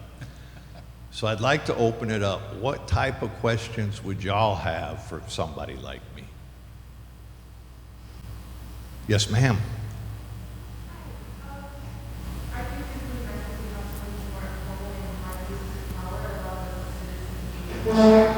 Can I come closer? Because I'm old and my hearing's bad.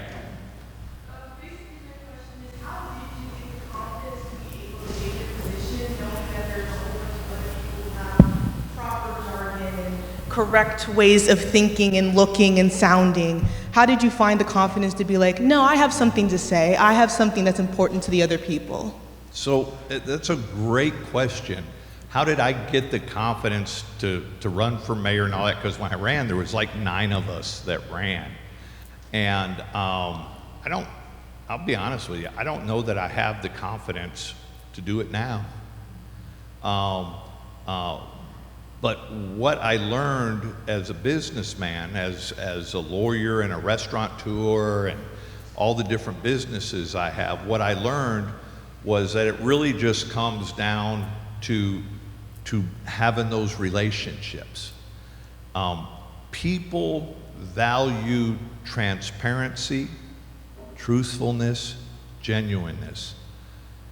They're forgiving when you fall short, but you leave all those other character traits in place. When I first became mayor, I was scared to death because 3 months after I became mayor, we had a 3-year-old little boy that was killed from swimming in a splash pad that the city owned. The splash pad wasn't properly chlorinated, and it was our fault. The city did it. And all the news media got a hold of this stuff, and I remember they paraded in one news station after another, after another, after another, and they sat me down and they would say, "Mayor, who's gonna be held accountable for this? Who's responsible for this?" And I remember I didn't know what to say, so I said, "I am. I'm the mayor. The buck has to stop with me. We were wrong in how we handled this, but here's what we're gonna do." And I had to break some of the worst news to North Texas that I could possibly imagine and say that the city of Arlington was responsible for killing a 3-year-old little boy. But the community was so forgiving because of the transparency and the truthfulness and the fact that we were willing to own it. So when I looked around and I saw some of the people running for mayor and I was worried about what direction Arlington was gonna go, I said, you know what? I can do this. I've done a lot of trials and business stuff and all that kind of stuff. So I just did. And my strategy was to just be decent, to be truthful, to show all the blemishes that are there and to own them and say, listen, I am not perfect. And I'm not. Lord, I have 3 ex-wives. I was going up against people. I've been married to the same woman for 40 years, and I'm like, Lord, I can't keep a relationship to save my life. But people didn't care because I owned it. And I don't know if that's true confidence, but it's sort of a comfort level that I got in knowing that people are okay as long as you're decent with them. What other questions? Yes, sir.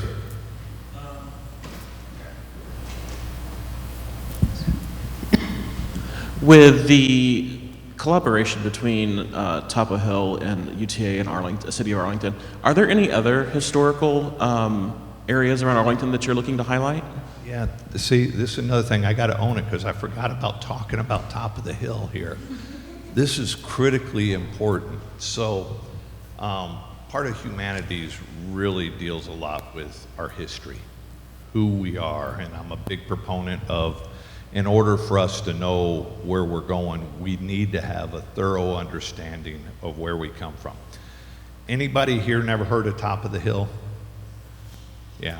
Top of the Hill's like an unknown little treasure here in Arlington. So let me tell you the history of Top of the Hill Terrace.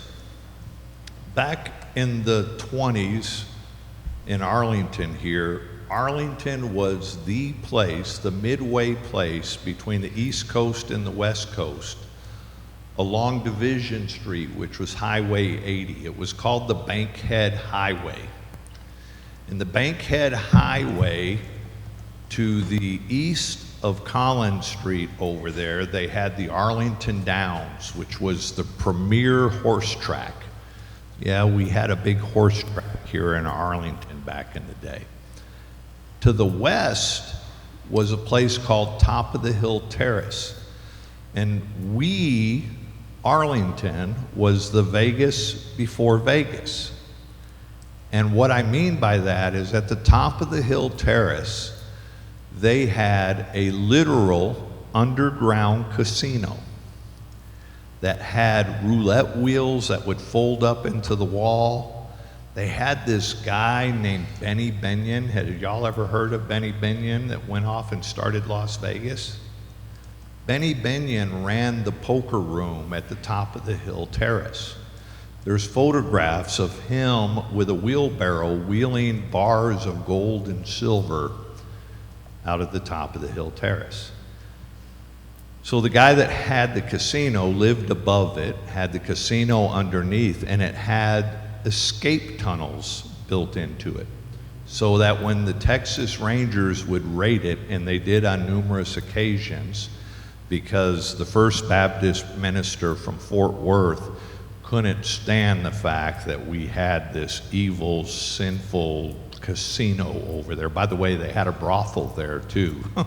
God forbid. We were really Vegas before Vegas.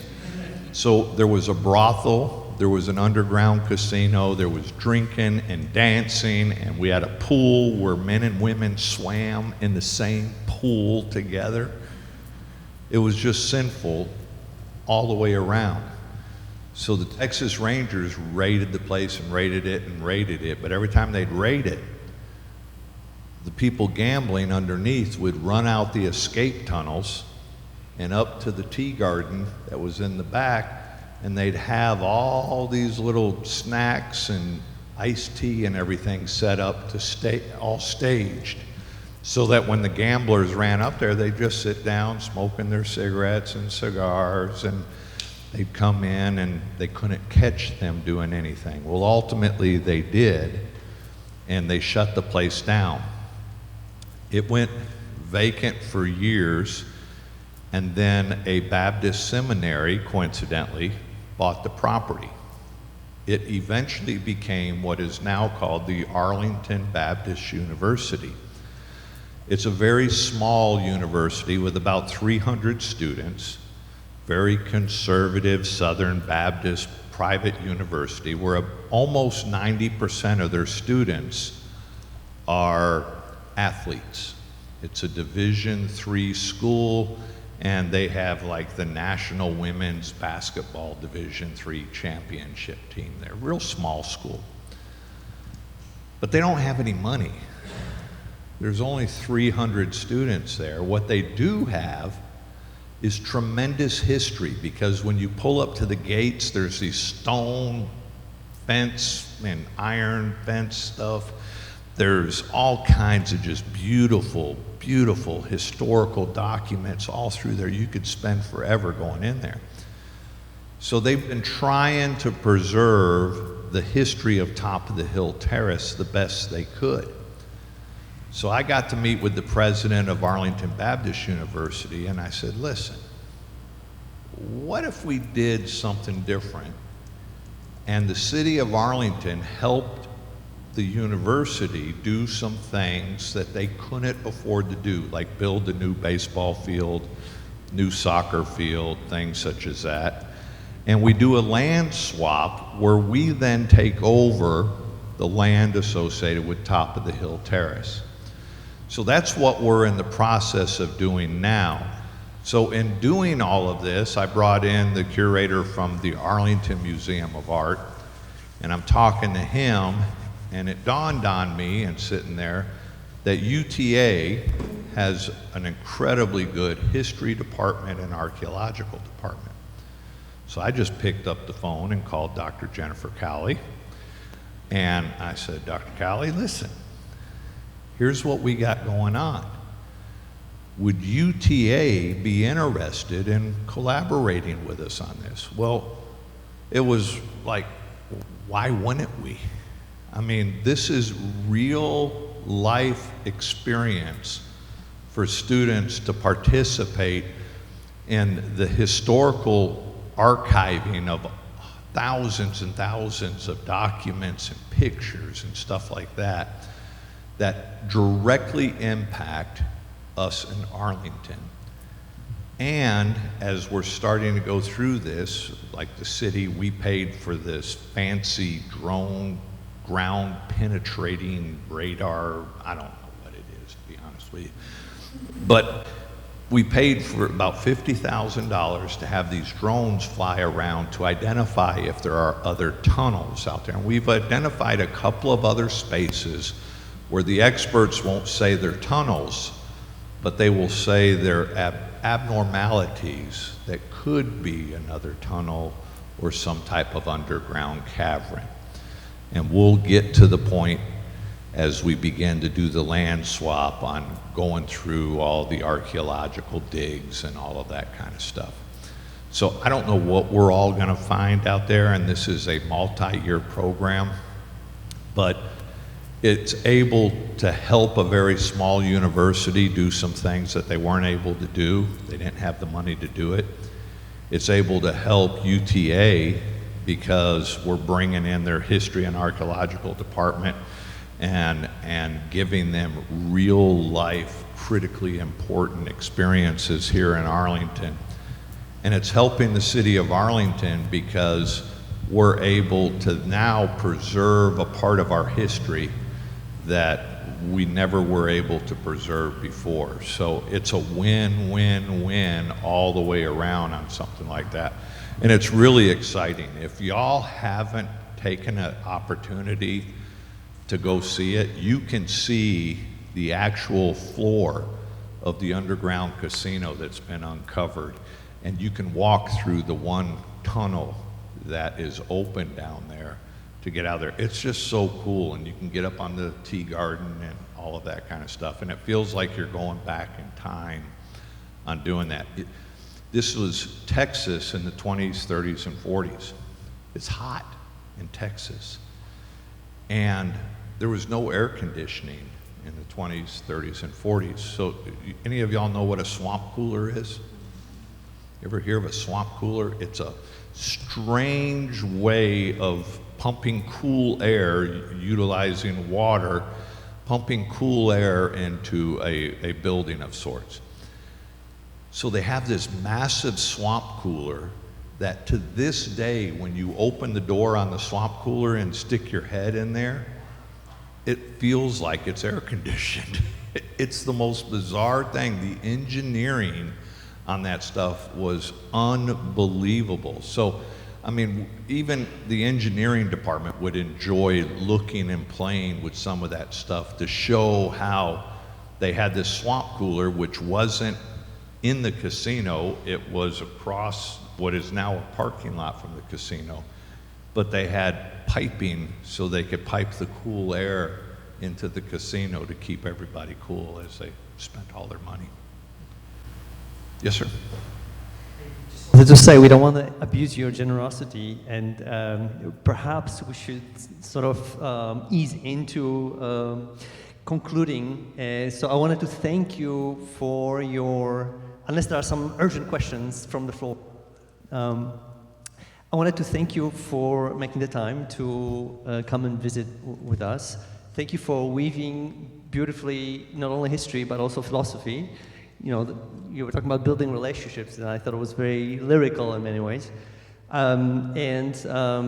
So I hope you join me in saying thanks to Mayor Jim Ross, and also again to our panelists. And I invite everyone to join us for the reception in a moment. Thank y'all. Appreciate you.